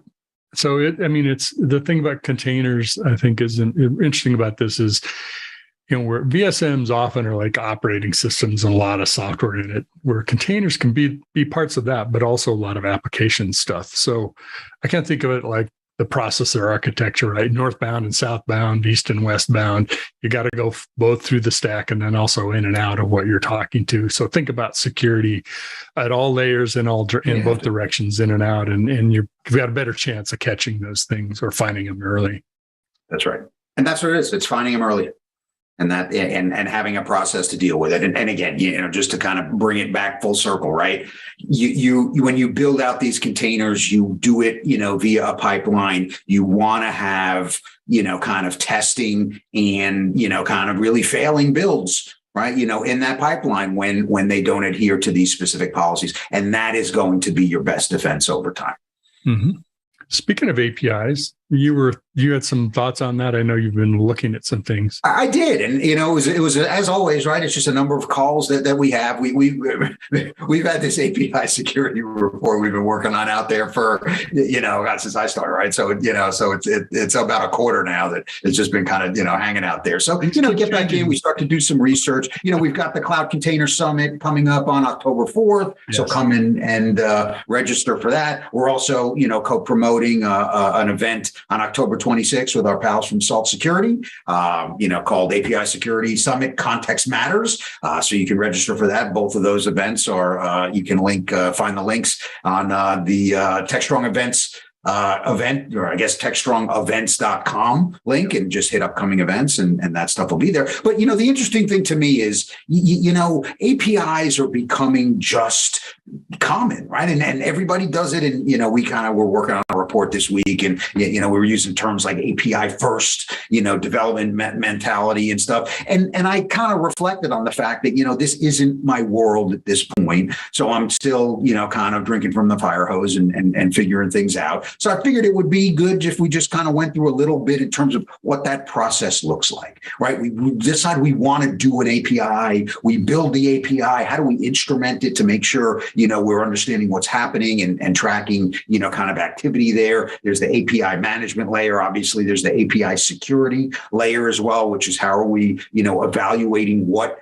access that API provides to internal data and critical data on that front. How are we ensuring that those APIs aren't misused? And it could be a DDoS type of thing. So I just wanted to, again, have just a stream of consciousness type thing for my API expert here in terms of, really that whole process of, kind of I start and I need to build this thing out. What do I need to do to protect it? And make sure that it's done in a performant way, since we deal with obviously much more than security in our world at Techstrong Research, and bring it through that whole process of, down to actual deployment, and then, kind of monitoring and management to ensure that it's not compromised and misused.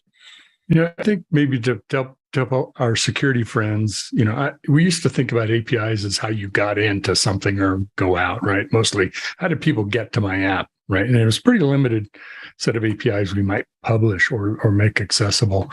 API first is about everything is accessed through an API. In the container world, containers talk to each other, or microservices talk to each other through usually Kubernetes API gateway or a message bus or some kind of structure.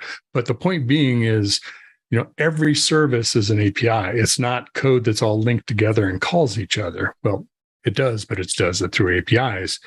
And it's kind of like the application uses its own APIs to use other parts of itself. So, for example, you might have a product that has APIs that doesn't have a GUI. Your product is only accessible through APIs. A lot of the cloud services are that way. Maybe they have an API to manage it or configure it. Maybe not even that.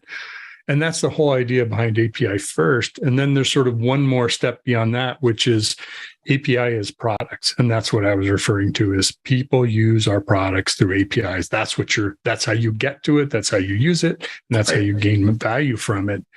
And so the reason why I say all that is there's now this idea of continuous API management, where you think about APIs having a life cycle, like we would a product, or we would a router or a switch in the network world, right? Where there's sort of the definition period where you're defining and you're experimenting with it, and you have some initial prototyping and people using it in an alpha way. You publish it, make it accessible both to your own internally as well as potentially externally. There's a point where you may kind of get into the maintenance mode, you get into a sunset mode and a deprecation mode. Or you have some kind of grandfather backward compatibility with the next API that's going to replace it. APIs are a little difficult to replace because now you got to go change code. So that's why this whole backwards compatibility with APIs and thinking about it as a life cycle and an evolution and the kind of layers of how it evolves. And that's how software developers now think about APIs, not just getting in and out of my app, because you really have to manage it or else it's chaos. I mean, it's, that's right. And that's kind of, the first point that I'm bringing. There's a class of tool, right, for API management, right, to help you do that and manage these things across its entire life cycle, right? So maybe give a little sense of what those things look like and how we integrate those into the development process. Mm-hmm.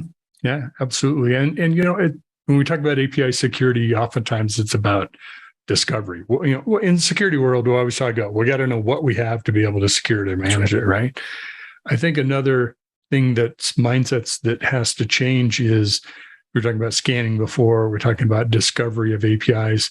That isn't a point in time activity, because in the software world, everything can change at any moment and without your notice, whether it's third-party services or your own code, your own APIs being used by some other group or whatever. So it has to be built into the process of how you create applications, build code, test it, and deploy it, have it in production. And that is a continuous, the DevOps loop that looks like the infinity circle. It doesn't really work that way. It's a bunch of infinity circles that are all happening in all those steps all at the same time. And any one of them can change production, or multiple of them at any point in time. So we have to think about security as continuous.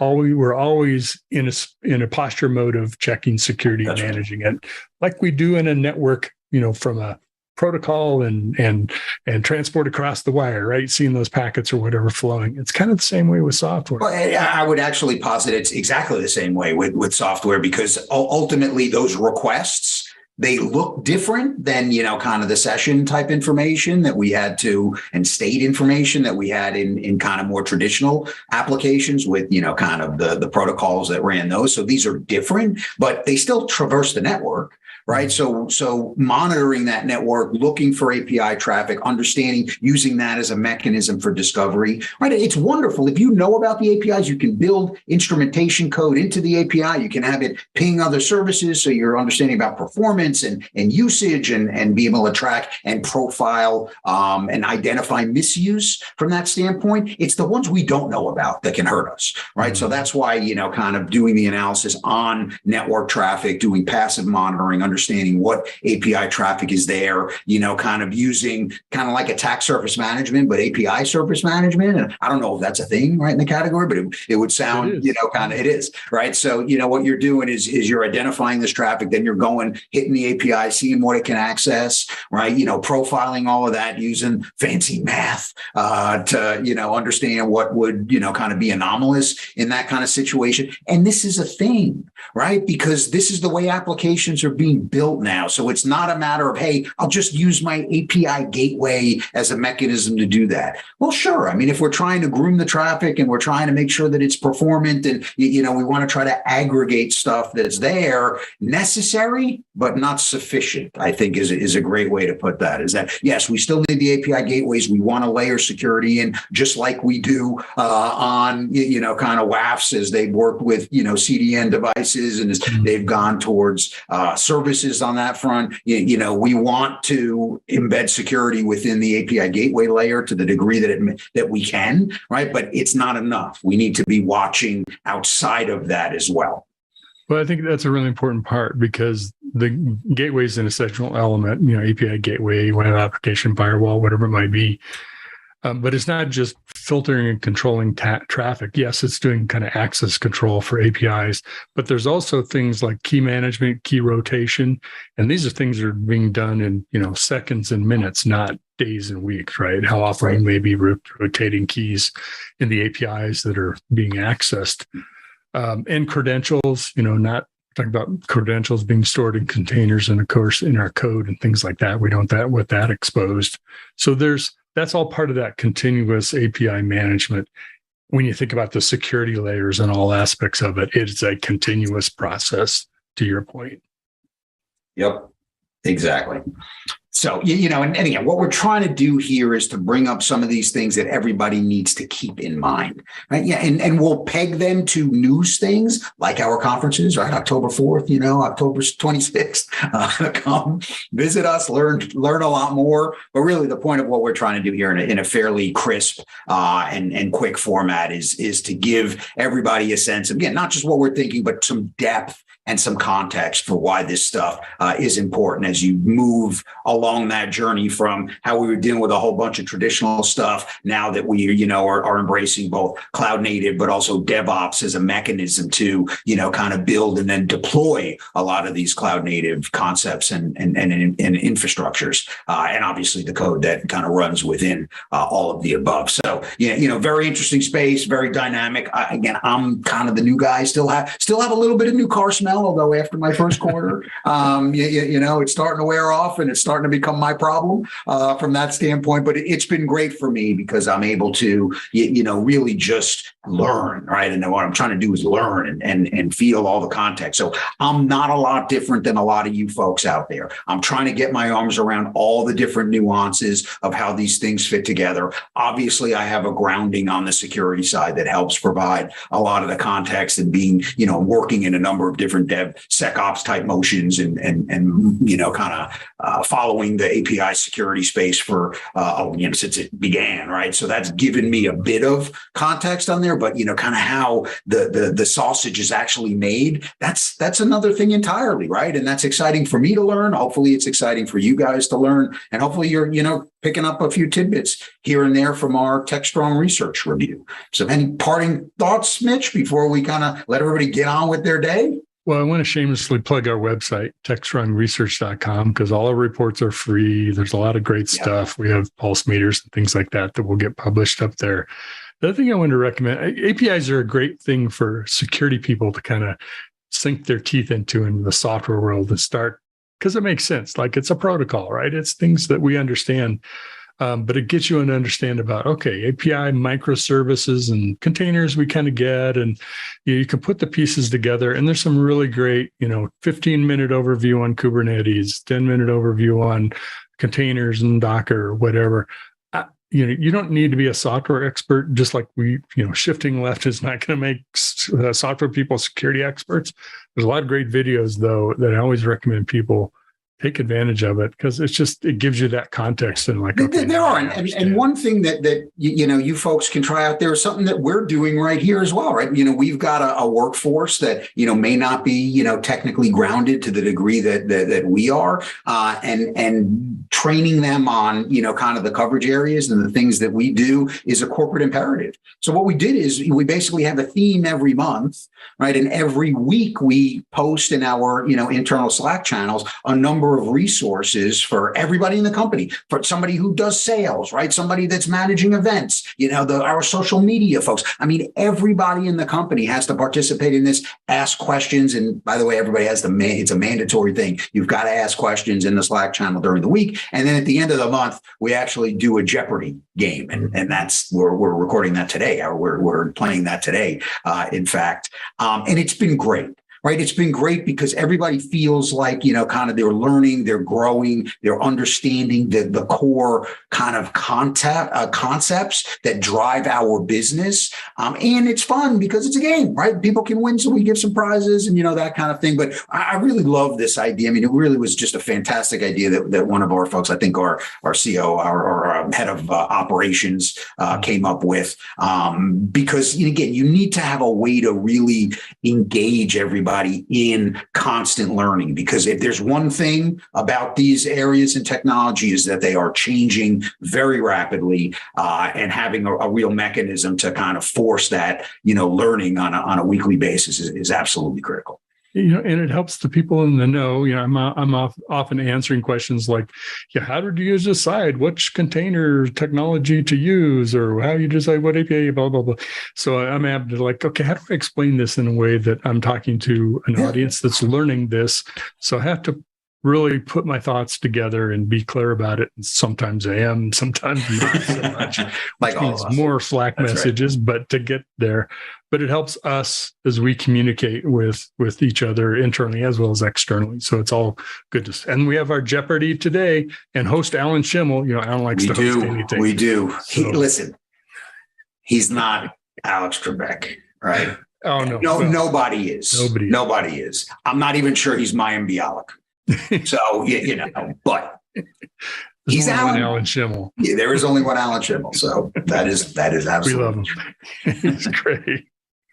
Well, good. Be sure and check out our website. And you mentioned the Cloud Container Sec Summit on October 4th and the SALT API Security Context Matters on the 24th of October, right? 26th. October 26th. Thank you for that correction. Good chatting again with you, Mike. Always. And we will see you next week for our next Techstrong Research Review. In the meantime, again, be safe. Enjoy yourself and learn a bit, right? That's our goal for every week, is to make sure you exit the week a little bit smarter than you started. info@techstrongresearch.com. Reach out to us.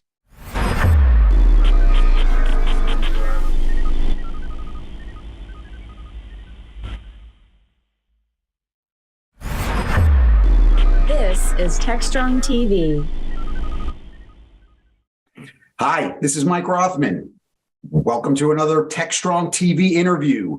Today, I'm really pleased to welcome friends of mine. They're representative of the North Georgia Autism Foundation. We're going to do a little bit of a different interview today. Most of the time, we're talking about companies and new technologies and stuff. But today, we're really talking about people.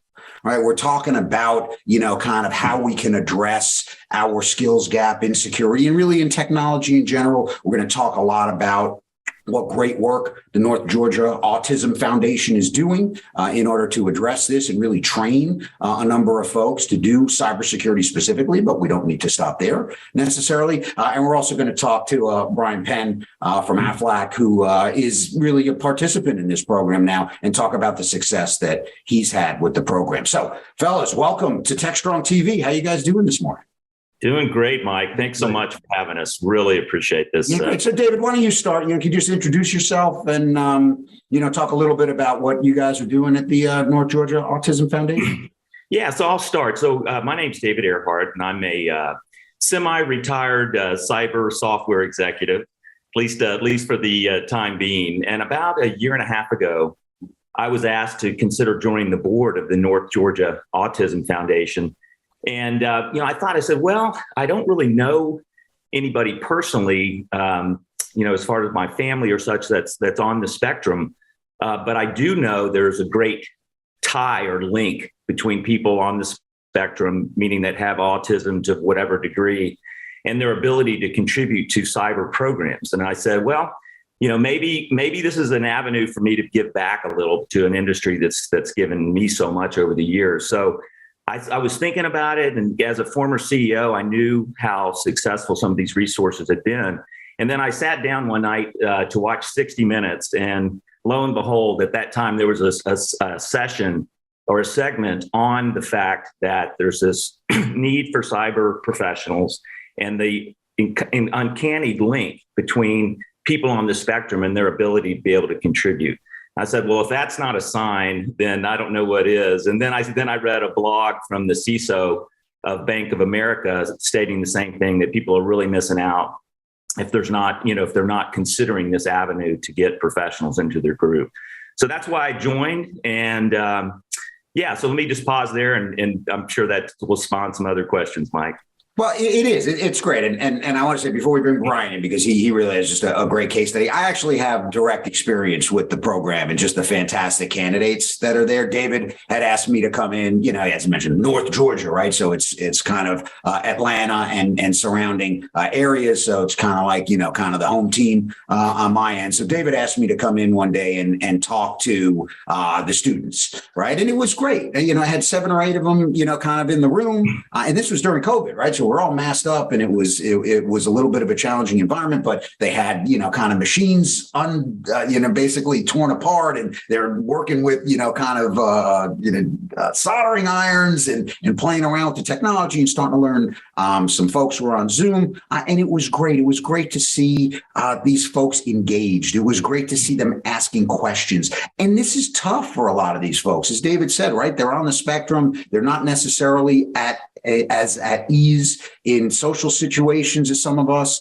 And it's really a great opportunity to get them involved in what's, as we know, right, a great industry with, huge issues in terms of finding enough candidates to do the work. So it really was a rewarding hour and a half that I spent with these folks. And I could just see the value of what we're doing, just seeing their eyes light up when I was telling stories about, some of the stuff I've been involved in the past. And it really was great for them to be able to see kind of a future, a better future where they could really contribute in huge ways. And I think that's been the experience that David, you've had with the with the program thus far. Yeah, let me explain a little bit more about the program. So it's called the Bridge Academy, and it's in association with the North Georgia Autism Foundation. And what we're doing, we're really finding anybody with a disability, and actually an emphasis with vets as well, veterans. But my particular area that I'm focused on are trying to link these folks that are on the spectrum, get them a basic certification in IT, and then find an organization that will sponsor them to have them join as an intern. So that's exactly what we did with AFLAC. AFLAC sponsored a resource for $15,000 that pays for their internship, which is 2 days a week for a year or 5 months every day. And then we get them certified. I actually mentor the resource. That's part of my volunteer effort here. And then try to match them to a program that we think would be a real good fit. So we found a resource. His name's Kevin. We'll put a name to him. And I talked to the team over at AFLAC. They sponsored him, interviewed him, and then accepted him as an intern. And then I'll actually turn the mic over to Brian just to let him give a little bit of his experience with Kevin thus far. You bet, Brian. Why don't you kind of introduce yourself? Obviously, you're part of AFLAC. That's the least worst kept secret that we have on our show today. But yeah, just introduce yourself and kind of your role in the organization. Then obviously your experience with Kevin thus far. Sure. So I'm Brian Penn. I'm with AFLAC as a security posture manager. I've been doing this about 5.5 years. We're over the vulnerabilities and pen test remediation. Before that, I did about 2 years of technology compliance. So I've been in cybersecurity about 7 years, and before that, about 25 years of IT.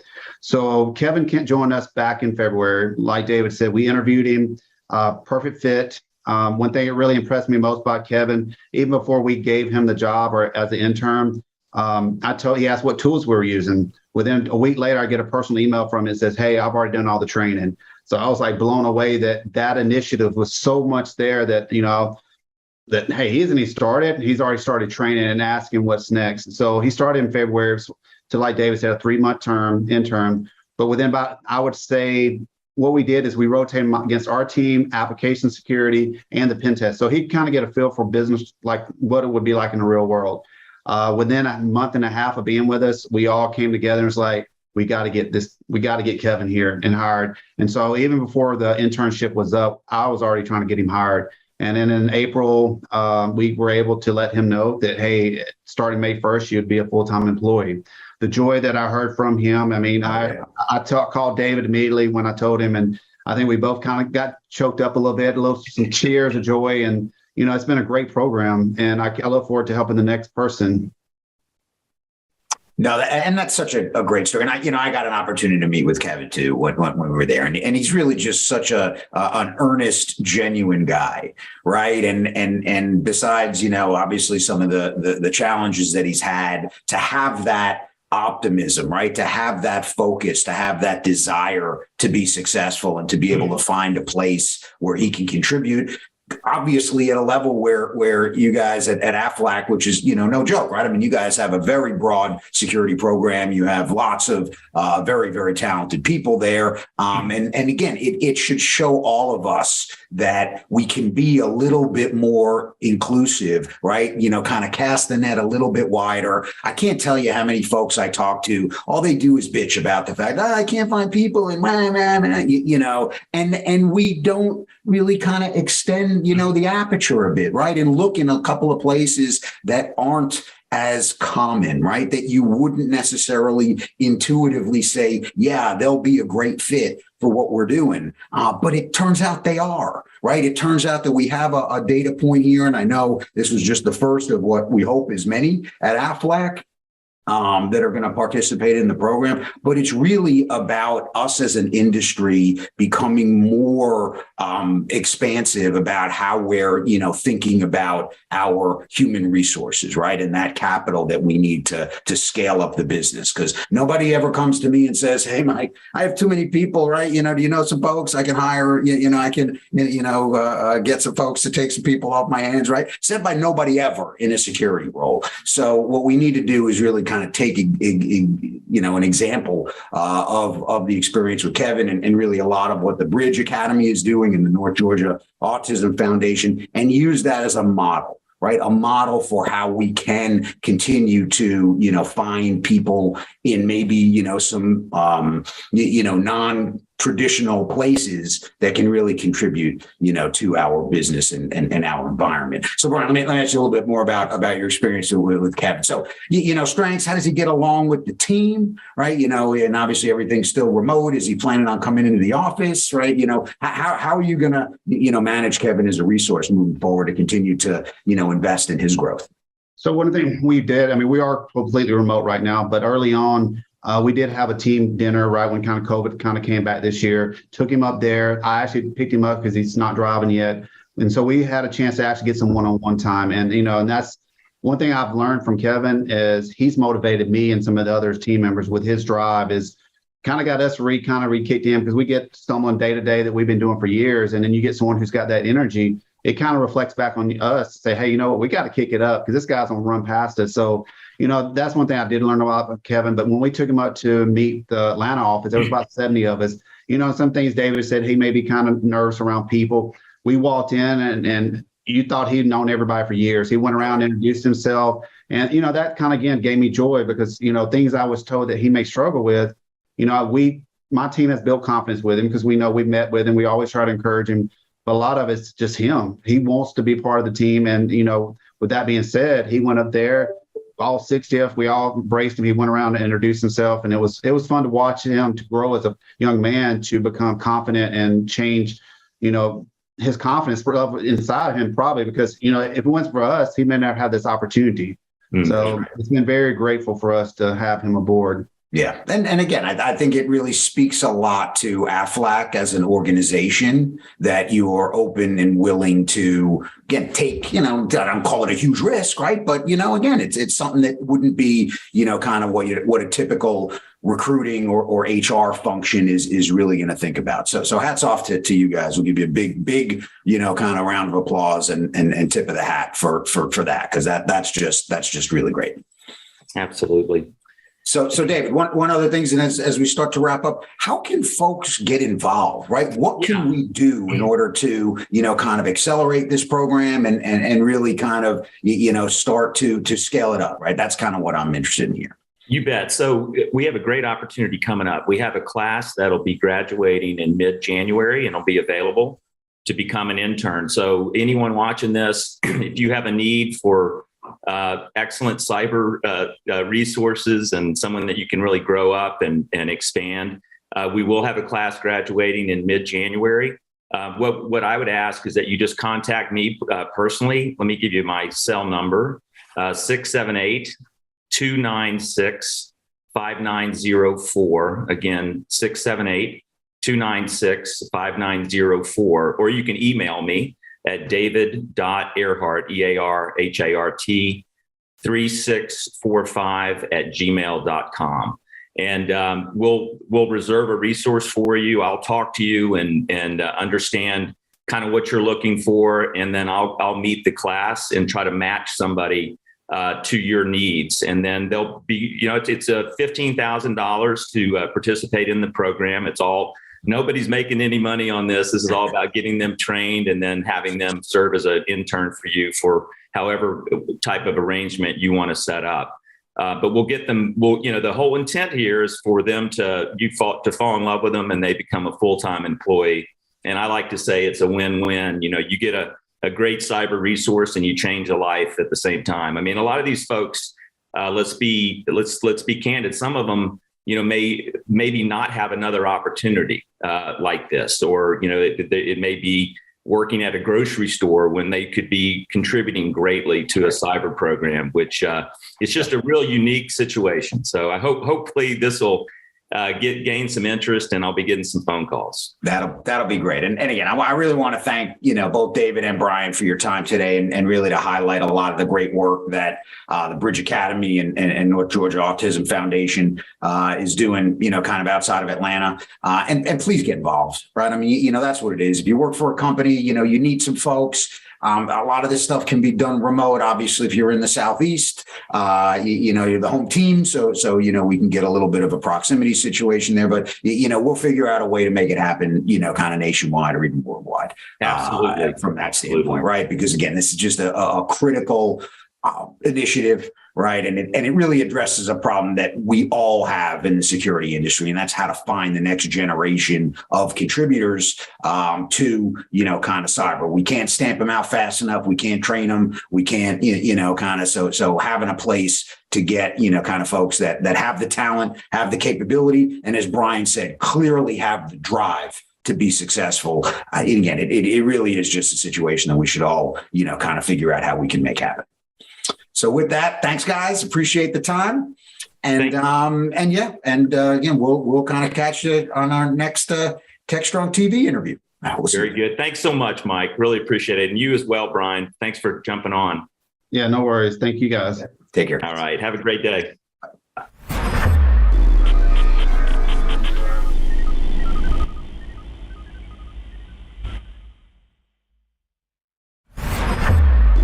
This is Techstrong TV. We have the great pleasure of being joined by Jeff Jonas. Jeff is CEO of Senzing. Hopefully I said that company name right. Did I get it right, Jeff? Yes, you did. Senzing with a Z. Zing. Excellent. Well, tell us a little bit about yourself. Tell us a little bit about what Senzing does. I've spent my life building software systems, and over the years as a custom software developer, we kept running into entity resolution problems, which is where you're trying to match records. Is Elizabeth and Beth the same person? And it just kept coming up over and over and over. And eventually we created a product so we didn't have to keep rebuilding it. I sold that product to IBM in 2005. And then while at IBM, I said, for $50 million, I think I could build a sixth one that would be really, really good and affordable to the world. So we started in 2009, and in 2012, we started shipping it. And in 2016, I spun my team in the technology out of IBM. So today I'm the founder and CEO of Senzing, and we're trying to make entity resolution, record matching, link detection, fuzzy dedupe, whatever you want to call it. We're just trying to make it easy for the world. Like, why would you write your own spell checker or grammar checker anymore? You just plug it in. That's what we're trying to do. Well, and, I'm sure we all have multiple accounts on several services, applications, et cetera. But think about that. I mean, Susan, Sue, S. Dot, just to start with on any one system, more or less across multiple relationships that a company might have with a customer or prospect or across multiple. It gives us an idea of the size of the problem. Well, it really sits at the bottom of all customer relationship management systems, all patient record systems. Banks have this trouble. Insurance companies, they think you're three people, you're really one. I go check into the hotel. I go, you got my loyalty card? They go, no. They go, well, we can just search it up. And they go, which Jeff Jonas are you? And then they name three, and I'm like, those are all me. This is a ubiquitous problem, and it makes analytics incorrect. It makes machine learning incorrect. If you think you have three customers, but it's really one. Mm-hmm. And then it's exceptionally problematic in fraud. We've seen this at a big bank. They terminated a customer for, having bad money laundering type behavior, but the same person turned back up in a different country with one letter off in their last name and a different passport. They loved their relationship with that bank. They just turned right back up. Bank didn't know it. Like, oh, great customer. Yeah, that particular one is a fraudulent account, but that one unknowingly is also fraudulent, but you think it's a different person, right? Yeah, just because there's a letter off. And yeah. So when do people call you in for help? Is this, we've got a big systems integration project and conversion, we're building a new app, we're trying to source data from our old systems. What are some of the scenarios, use cases where perfect time to bring in Senzing? Yeah, well, the main area right now that we've been focused on is there's plenty of people, they might call it something different, but they know what it is. They know they have a problem with their matching, and they're trying to figure out what to do next.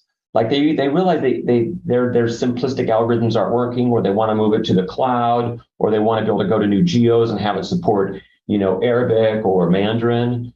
And so, that's where we're being found the most right now, or trying to make sure we can be found, is by people that know what it is and know they need it. Mm-hmm. The biggest competitor is homegrown, but just people don't realize you can spend $5-10 million and get something that's only 70% good. You can spend $30 million and get something 90% good. It's still barely competitive. Well, and it's not a problem you solve once, right? Or at least you're finding all those to dedupe, if I can use that, entity matching term. Yeah, what happens is it is a little fascinating space. So you'd be surprised the number of people that just love tinkering over like, these records are a lot different, but they're the same. Oh, these records only have one letter off, junior and senior, JRSR. Wow, one letter off, you got to keep them apart. But then these records are so messy, but they're the same. It's, fascinating and fun. So, yeah. Talk a little bit about, so I imagine someone in the audience might say, oh, this sounds like a perfect problem to solve with AI ML. That'll ought to take care of it for us.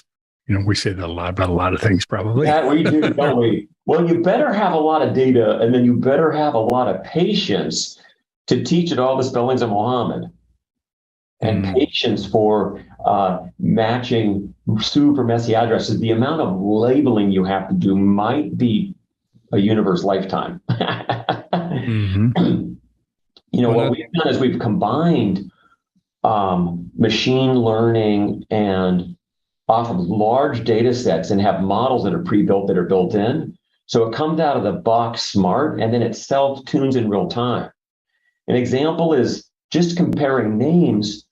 We've statistically learned off of 850 million names how to match names. Like, you can look at the structure of the name and go, oh, that's Arabic. Well, if it's an Arabic name culturally, Bin and Hajj actually aren't part of the name. But why should somebody have to go train their system for that and label that? Like, how long is that going to take? Mm-hmm. So anyway, so what we've done is we've pre-built in things like that with some models, and then as it's ingesting data, it gets smarter. An example of that, by the way, is, let's say you're ingesting, and one of the fields you have is a driver's license number because you're doing DMV data or voter data. And so driver's licenses those are good identifiers, But what if one of them is just, it turns up, like a year from now, one driver's license like 01010101. And today there's one, and then the next day there's 4, and the next day there's 15 different people. Pretty soon you have to learn that driver's license number is not a good one. The driver's licenses are generally good, but not that one. Mm-hmm. Mm-hmm. And so that's what our engine does, is it learns that like in real time. You and I also suffer, that's the right word, from the first name, last name can be first or last, right? Jeff and Jonas and Mitch and Ashley. I was in Sweden, my last name used to be Jonasson. My grandpa was Swedish, and they cut off the son and made it Jonas. So when I go to Sweden and check into a hotel and I go, my name's Jeff Jonas, they go, it's like your name is Rick Sam or something, Well, yeah, you too. You didn't know it was a joke. Oh, wait, what's that? You didn't know it was a joke in that culture. I didn't know how funny it was. So how do people... last names transposed is a very common problem, and then parents will have twins born on the same day, and they'll name one Mary Ann and the other one Ann Mary. Mm-hmm. Interesting. George Foreman named all 5 of his boys George. Imagine that. You get George Foreman with a home address and a home phone, and you think you have a single human. So since you've kind of looked at such a large volume of data, do you do this as a SaaS service? Is that how you kind of collect that data, anonymize, train your ML, or is this now implemented on a per site basis? That's a great question. We've done a lot of work over the years in the privacy space and building privacy features into our software. And it led me to have a point of view when we launched Sensing that I just didn't really want everybody's data. Mm-hmm. creates more friction. It creates a big vulnerability if somebody were to steal it. And, there's always this risk you have to worry about, especially in the privacy community, about collecting it for one reason and then somehow, unbeknownst to you, it's being repurposed. How's it being used? Yeah. So we send people our software and then they run it on their cloud or on their premise. Okay. So that was my next locally question. What about hosted privacy? Yeah, then it solves the privacy thing because it's a locally hosted API. It sits behind their firewall. It sits behind their login credentials and their security. Yes, it's a linked library. It's like we've turned entity resolution into 3 API calls. I mean, there's more things. There's other API calls, but you can now do entity resolution with you just compile it into Java, Python, or C, and it's really as much as people get fascinated with it should just be a mundane data quality task. Like, really? Don't we have better things to work on around here? Almost a data validation process. Yeah. You do bit entity matching. Interesting. What are there, even though the folks are running this in their own software, in their own environments or in the cloud themselves, what are some of the privacy concerns? GDPR, there's certain things that you have to be concerned about in your software or capabilities that you have to offer customers? Yeah, you want to build a few things into these systems. Sometimes entity resolution systems will combine records like a lost E process. They'll squish 2 records together, but forget where the parts and pieces came from. The problem is then under GDPR or the California law, CCPA, or the other emerging privacy laws, if you have to delete a record, how are you going to delete the record? Yeah, which one do you delete? Which one? Because it's been combined into one. So one of the things that you have to do is full attribution, where you have to keep each record atomically pure to where it came from, so that you could locate the record, keep it current if it's changed. Imagine loading a watch list, by the way, and then having something change in the watch list or a record deleted from the watch list. You better really get that out of there. And then you better be able to do a GDPR delete. And so you have to have full attribution. You have to be able to atomically delete a record. And most of the technologies out there, if you go to delete a record, you just have to, you delete 50 records at the end of the month, you reload everything. Well, our customers have hundreds of millions of records, or billions of records. You know how much energy that uses to have to reload everything. And so we allow you to transactionally delete, so you can ingest, you can stream in bulk data, you can do real-time queries or updates based on onboarding new customers, like for know your customer processes, and then you can do individual GDPR deletes all at the same time. And you have to be able to demonstrate that you've done that you've removed them, or how you've used their information, or you've combined it or not, or so there's this kind of auditability of that, accountability for what you're doing. Yeah, it's a little random, but since we're just chatting, I think there's a big thing to be said. I hope to blog about it someday, but these batch systems where you have to reboil the ocean every time a record changes is like the plus. You get 1 new record or 10 new or 10,000 new, and you have to reboil the ocean. The amount of compute that's being used for that to reboil the ocean once a week, whether it's 10 million records or 1 billion, is so much more expensive than being able to transactionally just load 10,000 records. Like adding 10,000 records to 1 billion records in a streaming transaction engine like we have is like $5 and 2 watts or something. Making up numbers here, but it's just so. And there's a lot of processes in the world that are batching stuff, and anyway, that's expensive and unnecessary, I think. Well, very good. It sounds like a problem most of us are going to have. If we have customers, we're going to have duplicates. Tell us a little bit about where folks can find out more and engage with you. We're at senzing.com. You can download our software for free. We don't even ask for an email address. It's designed for developers. We don't build cars. We build transmissions. So if you're a Java or a Python programmer or C, we're going to have a great resources for you. All of our technical docs are searchable online. Nothing's behind a account wall. Everything's just out there. And we have over 100 open source projects, so you can replicate the graph databases, update an Elasticsearch database off the back end, input data from CSVs more quickly, blah, blah, blah. So anyway, we're just trying to make entity resolution easy for the world so everyone can spend their energy on other stuff. Fantastic. Well, good stuff. Thank you, Jeff. Appreciate you stopping by, sharing this with us. And I'm sure it's a problem that relates, people can really relate to pretty easily.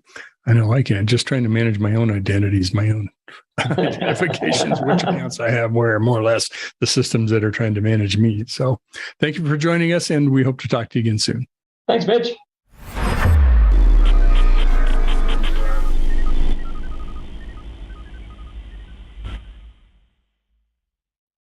ContainerJournal.com is the leading online destination for centralized computing-related content. ContainerJournal.com covers all aspects of software containers, from container management, data management for containers, container security, networking for containers, to the entire container ecosystem, Kubernetes, microservices, serverless, and more. ContainerJournal.com has the largest selection of container-related news, featuring breaking news, blog posts, podcasts, and more. Visit www.containerjournal.com to learn more. This is Techstrong TV. Hey guys, thanks for the throw. We're here with Rustin Miles, who's the CISO for Bluefin. He's got a lot of expertise and a lot of miles on him in the cybersecurity space. So we're going to be talking about the state of end user cybersecurity training, because we are asking end users to recognize, for example, social engineering attacks. We're spending a lot more time training them. And frankly, it's been with some mixed results. So Rustin, welcome to the show. And what's to be done about this? Well, how can this all get better? Or is this as good as it's ever going to get? Well, I hope it gets better. Thanks for inviting me to the show, Michael. We have been training for a long time. I think, we're in the payments industry, right? And the payments industry requires that all employees that touch, see, interact with credit card information do security awareness training on an annual basis. So we're very aware of it and been doing that since probably 2004. So it's been a part of our DNA. And frankly, almost any retailer or merchant or service provider has to be doing those kinds of things because of the payment card breaches. I think it's evolved. It used to be sort of an annual PowerPoint deck that would get shoveled around through email and you'd nod or reply back to HR that you read it. I've seen it become much more interactive. I think that's been great. Most of the attacks that we see, as you pointed out, are social engineering attacks, and that's not something that you just pick up on paper. You've got to see it, watch it, feel it. And really what we've seen in conjunction with the interactive sorts of training modules that have gotten better is also this idea of sort of simulating phishing attacks on your own employees. And then, once you pop one, you say, you're going to have to take an additional module on phishing, smishing, vishing, whatever it might be, so that people feel like, they understand or experience firsthand that they just clicked on a link they shouldn't have. And so I think these kinds of things where it's not just the training modules that are great and interactive, but also going in there and trying to simulate these things where people understand it. And it just gives them that extra pause when they're looking at a link or a button or a reply or whatever they're doing to say, oh, I need to think about security. It needs to be part of the way that I interact.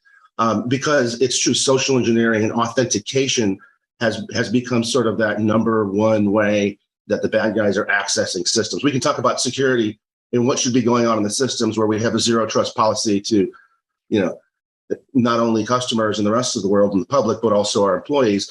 But however, it's important that even in that case that we have this personal firewall against social engineering, which I think is training along with simulated attacks. It seems to me a lot of the training that we put people through is roughly about as exciting as going to traffic school after you get a speeding ticket. So can we make the training more engaging in a way that people will consume it and remember it? It's kind of like, on the airlines now, the little ad that they give you before you take off is a lot more entertaining than it used to be, because they realized no one was paying attention to the old messages, right?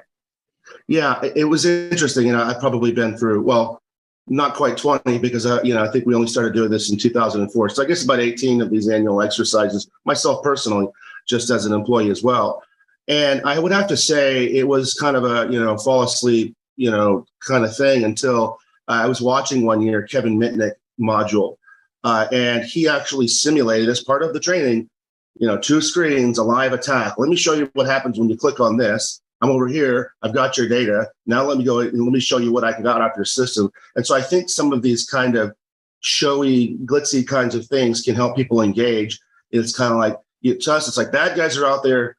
We know everything. We know what fear looks like, but what are they actually doing? What can they actually see on my system? How easy is it really? So I think going beyond words and, pointing fingers, wagging fingers, and getting into actually maybe showing people a little bit of what it looks like from the hacker's perspective is kind of like, TV. It's kind of fun. It might not be helpful. I don't want to be a hacker, but it really sort of gets them thinking about the fact that, wow, this is very easy. It's very easy to get this information, and it gets on the dark web. And the interesting thing about it, most people think like when I click on a link that was bad, nothing bad happened. And that's the job of the hacker. They don't want to get caught. They want to sit in the weeds silently and siphon data off of your system for the rest of their life, as long as, until they get caught. And so there's not that big, oh my God, I did something bad, but now they own your system. So I think it's important for people to see the other side of what happens with this data and these attacks. Should we hack people internally in a friendly way to kind of just give them a taste of what can go wrong? I absolutely think so. And I think it's got to be automated. I don't make it personal, but I think you can have a program where you're simulating these kinds of things. And again, when someone hits it, clicks it, does something wrong, automatic thing comes back and says, you've been registered for this class on the extended module. You did your 30-minute module. By the way, this is a 1-hour module. And you have to do that. And what that does is it also puts a little bit of pain because you're now required to go spend an hour, which you probably don't want to do. And so the next time you go to click a link, that pain is like, I don't know if I should maybe not. I don't want to spend another hour doing this. And that's what we want employees to feel is very much if understanding, what are the impacts of their actions. Obviously, we shouldn't live from a world of fear. And that's the balance with security. You want people to work freely, move quickly, and not have security as the main thing, but it's got to be right up there. And it really almost has to be automatic inside of what people do and think when they interact. All right. So it's not quite a dunce cap and sitting in the corner, but it's the digital equivalent thereof, right?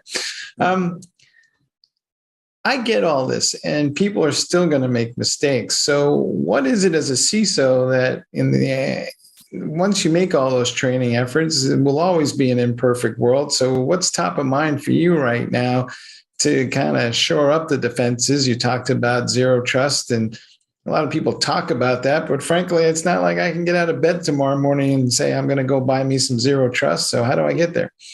Yeah, great question. So the old world, maybe it's still the current world, but the world that I came into in security 20 years ago was all about firewalls, defensive depth.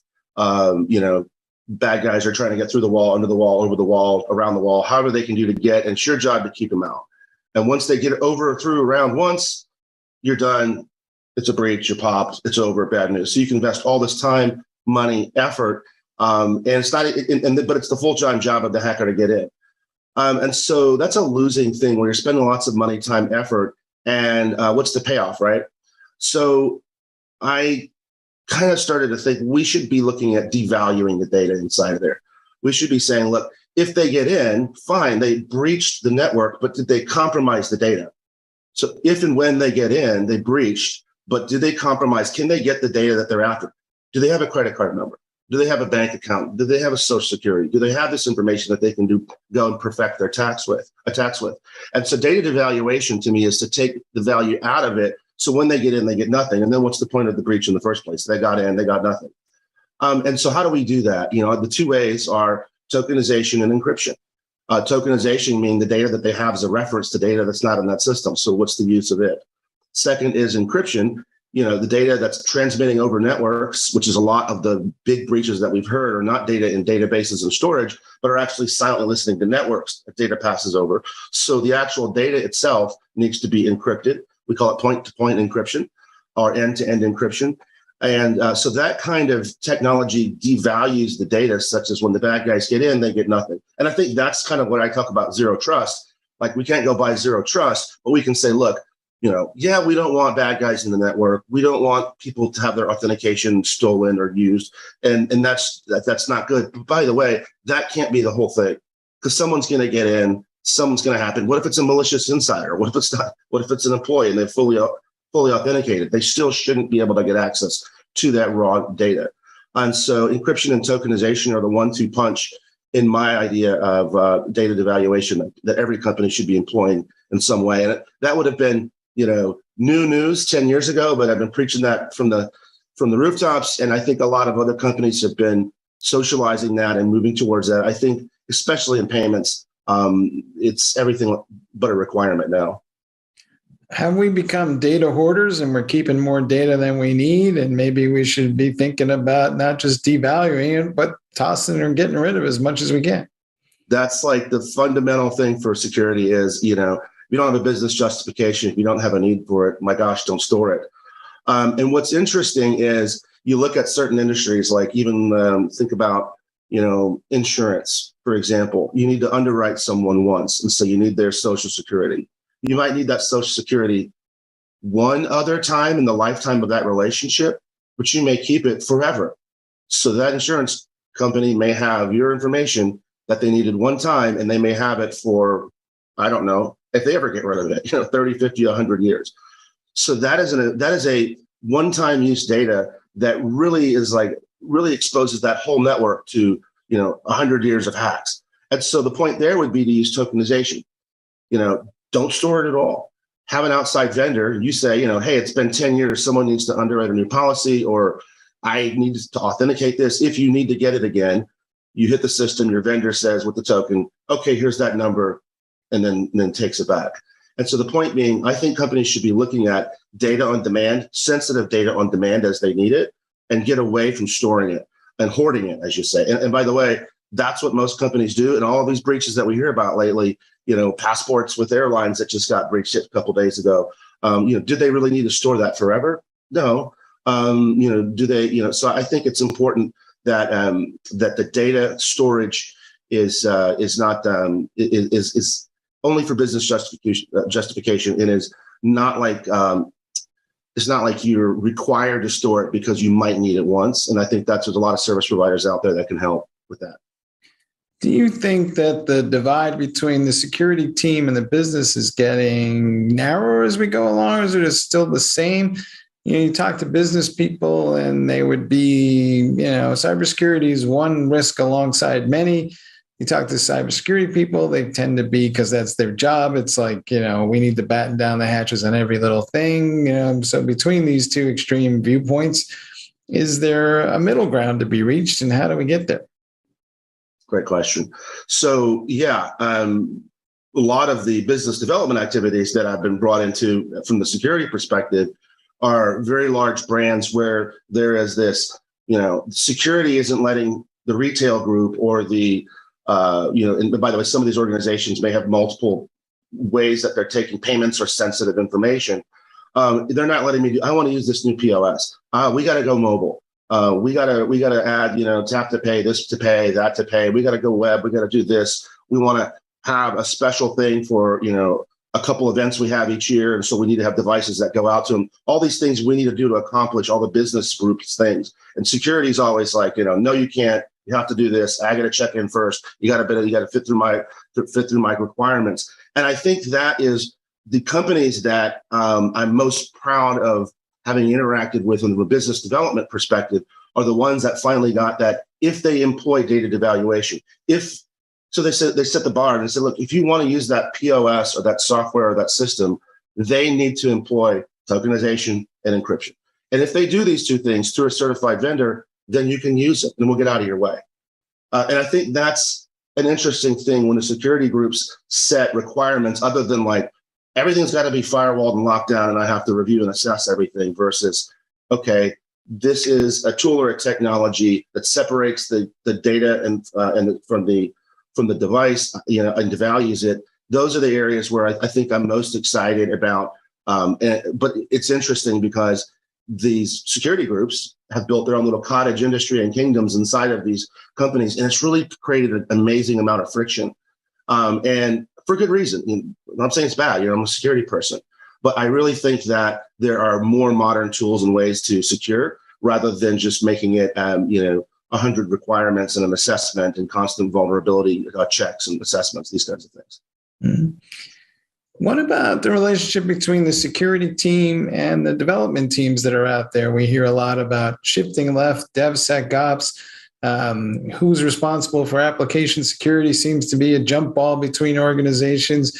It's a wonder that, we're probably not getting breached more than we are sometimes. But what's your sense of, how does that relationship need to evolve as we go along? Yeah, I think, I know in the payment side, again, I'm always coming from this point of view because this is the world I live in. But from the payment side, we have had for a very long time that payment applications have to follow a data security standard. And so there is a whole rigor around this application. If it's going to touch, store, transmit, or process this kind of sensitive data in any way, it has to be audited or assessed by an outside vendor. And so that has kind of been built in, and then it works its way. It's difficult as all get out in the beginning because your developers need to run free and wild and be creative and fast and frictionless and sprint and do all the things, and then you're saying slow down and be secure. We went through this where we just decided to start. Hey, these are the areas that touch sensitive things. Put those as a separate object or module. And then the rest of this stuff, user experience and client experience and all the rest of the processings and things that the applications do, separate from these secure areas. And these secure areas are very tight, very, very controlled changes, assessed by internal and external assessors. These things rarely change, but they provide a very, very simple function, that is to get sensitive data from A to B. And the rest of the application and the rest of the development activities are not under that same level of scope. So in other words, it's the same way of saying zero trust to the rest of the app, right? So it's like this data needs to be encrypted in firmware. For example, let's think about an application that takes a credit card where you're going to swipe it, tap it, dip it, type it. Well, these are all interactions, right? There's an actual magnetic read head or an integrated chip reader that touches the chip. All these things can be encrypted in the firmware. And then the rest of the applications that touch them never get to see the regular data inside of those. We do that with payments. I'd like to see that happen more with sensitive data like Social Security's EIN numbers, date of birth, and other privacy-related information, where we kind of cordon it off to a trusted area that's very tightly controlled so that developers can run free and wild with the rest of it. Mm-hmm. It almost sounds like we have low value data on one extreme and high value data on the other. And we just need to be able to dial between 0 to 10 what our policies are going to be and how to implement them and apply them. But does this conversation all start with the data? And maybe part of our problem is we just figured we'd all build a big giant moat and a castle, and we didn't think about the fact that the castle has no roof and the data needs to be secured in different layers of the castle depending on its value, right? I totally agree with that. The data flows all around through these applications, and the more that it does that, it's the same thing that flows around outside of software, with peopleware and around the world. It's like, don't store it if you don't need it. In the areas that need it, give it as needed. Through as separate areas that are really very strongly protected, like you said, and I think the technology that are there to do that, it to me almost needs. It can't be required, right, from a perspective of an industry that it must be built this way. But I think enough companies are doing it. Like, I don't think anything that we're talking about here is like especially new or groundbreaking, but I can probably tell you, 20 different companies that don't do it that way. And in fact, when you see breaches happen, you pretty much know, especially if you go read some of the blogs that tell you how the breach was actually affected, that it really came down to some of these basics like data devaluation and segmentation that just weren't followed. So it's simple stuff. It's the blocking and tackling, but we got to get it right. So to your point, is it simply a question of inertia and ultimately the enemy is us, or is there something else at work here? From what I see, a lot of times it's legacy systems that have been bolted on and built around over time. And it's something where, was probably programmed, a decade ago, but has nice, pretty front on it and a user experience all around it. but there's pieces in there that were really built before a time when we minded security as much as we do now. So I see oftentimes those things come into play when I'm looking at breaches with larger companies. And a lot of this new software that's happening, the software developers are making use of things like the cloud and Azure and AWS, who have HSMs and secure token vaults and encryption, and these things just kind of like built in as how they do it. It's interesting when you look at some of the new payment processors, and I won't call them out, even though it's a good thing to call them out for, is that some of them won't even allow you to give them a credit card. So you can't even get a credit card and give it to them. You have to, the only way you can interface with them is through use of their tokenization in the engine or embedded iframes, secure iframes, and secure elements and these kinds of things. That way, they don't even give the opportunity for a newbie developer to get it wrong. They're just like, you can't give me a credit card because if you do, you'll probably lose it. So you have to use my secure way or no way. And I think that is some things that service providers can do to just, force behaviors that are good. All right, you heard it here, folks. Not all data is created equal, and your security strategy should reflect that. Rustin, thanks for being on the show. Thanks, Michael. All right, back to you guys in the studio.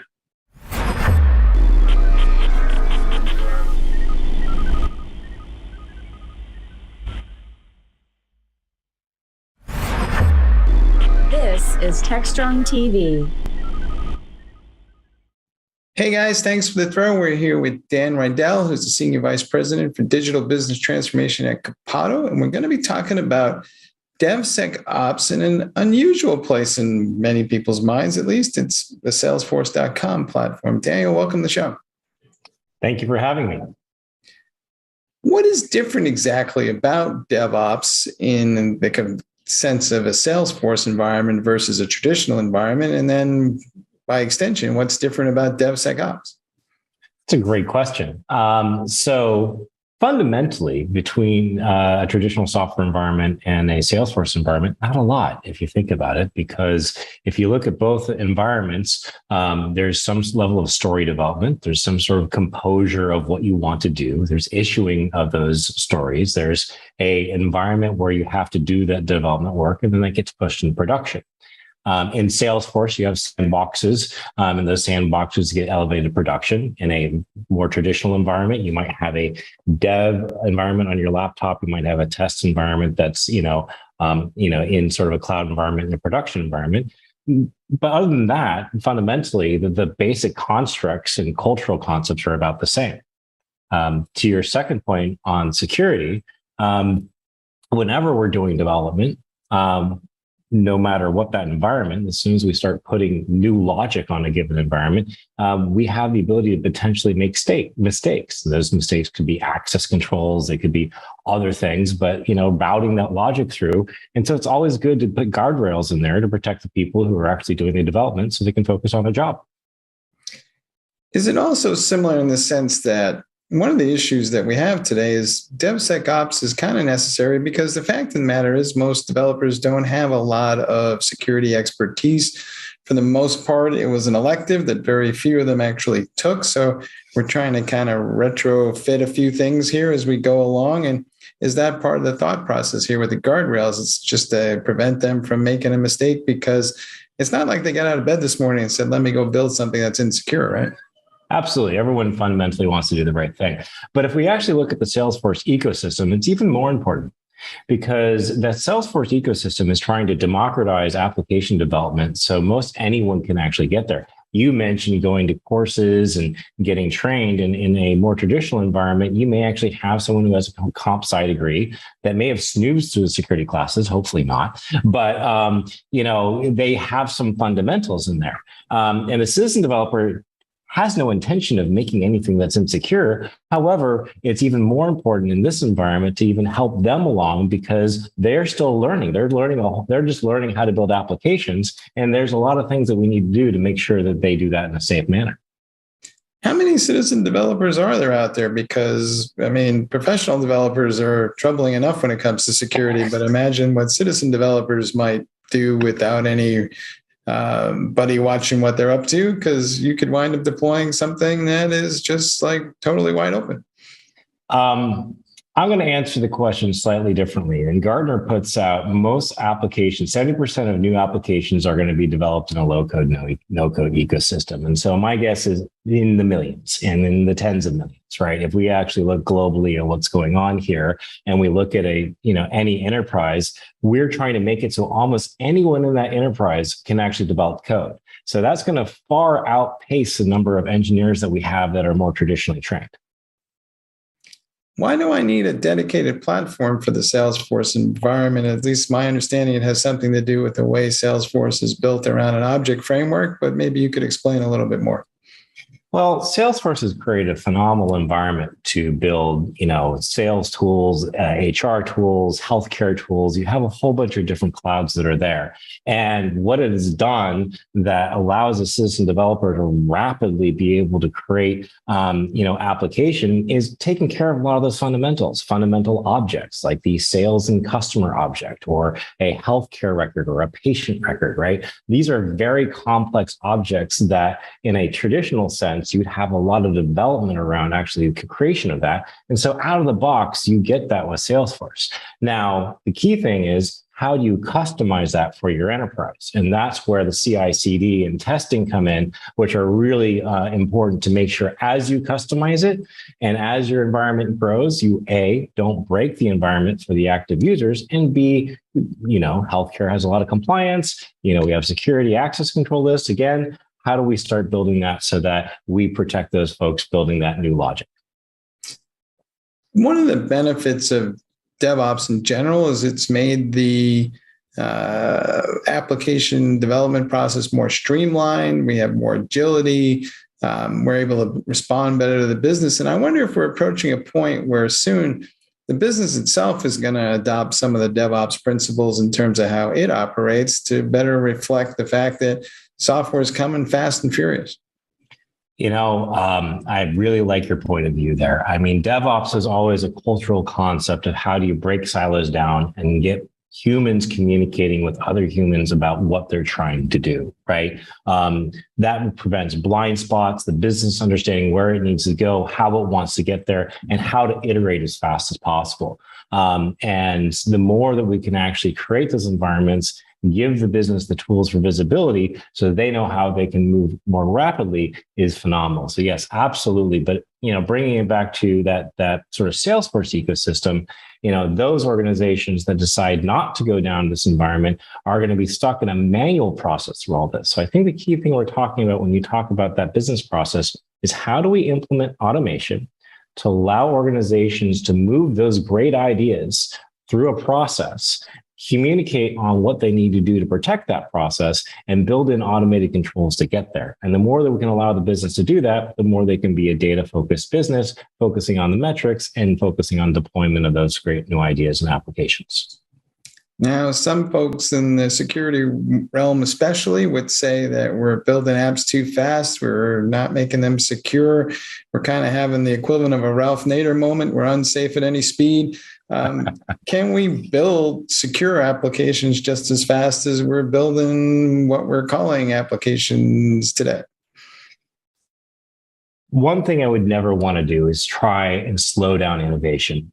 Because when you try and slow down innovation, you simply cannot. It will find its way through all the cracks that you try and put there. And so in that case, I actually think if you're trying to slow it down, you're actually going to get more insecure code.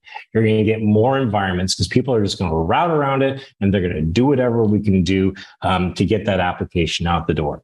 So it's best from a security mindset is to come in a point of enablement. How can we enable the business to go faster? What are the tools that we can build that allow them to make decisions or allow them to protect their decisions, through testing, through automation? How do we start putting that in there so they can go faster? Because if you try and slow down innovation will get through. It just won't be as secure as we'd like it to be.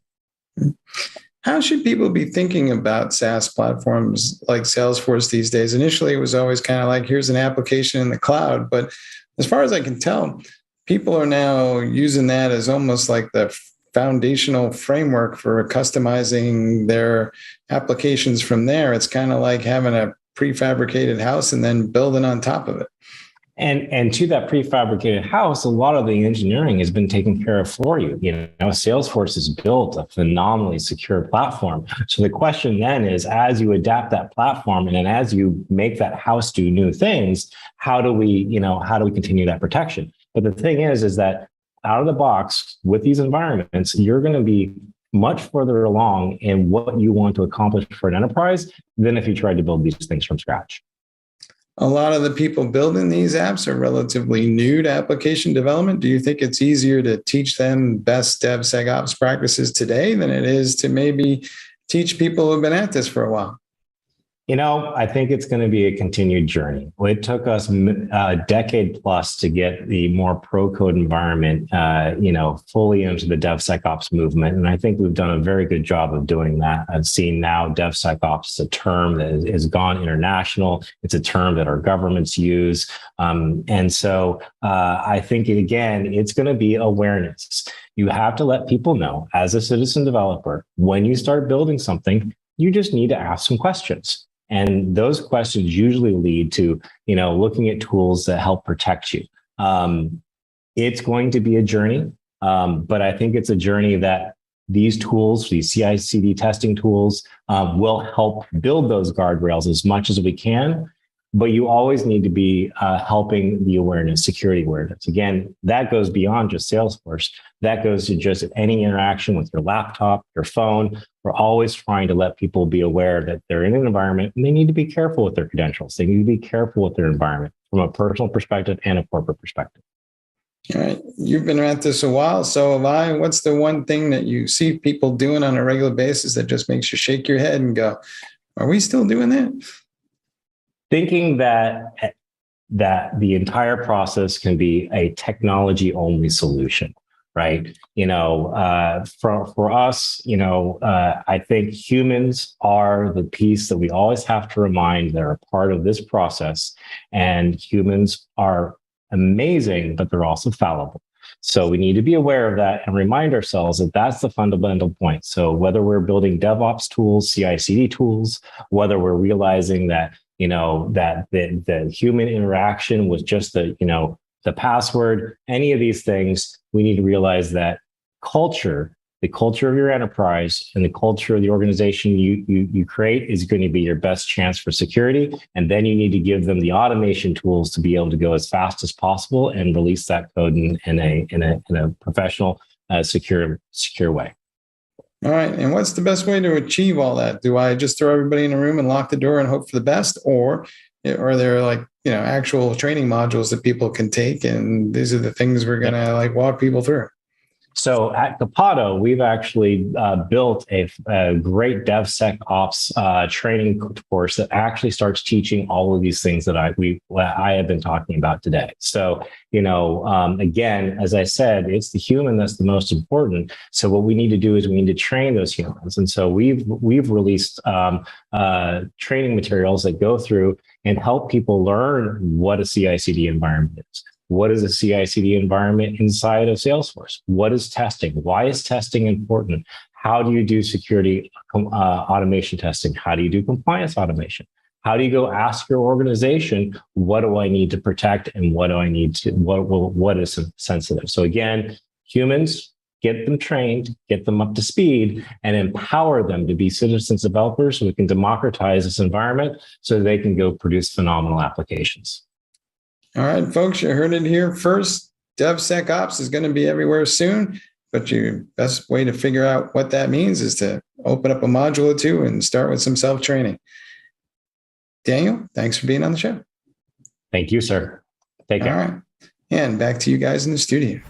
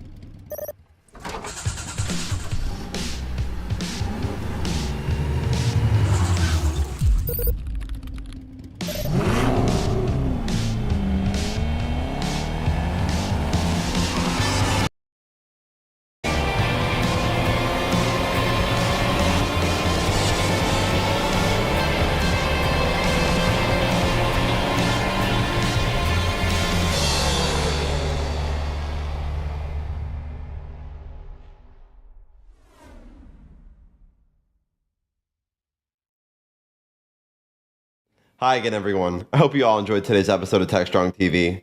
We had a fantastic slate of interviews with some amazing guests to keep you up to date with what's happening in the tech industry. And alongside our airing of Techstrong Research Review and Engineering the Change, we had plenty of great content today. We'll be back again on Monday, so we hope to see you then. In the meantime, thank you so much for watching, and I hope you have a wonderful rest of your day. As always, stay strong. Techstrong.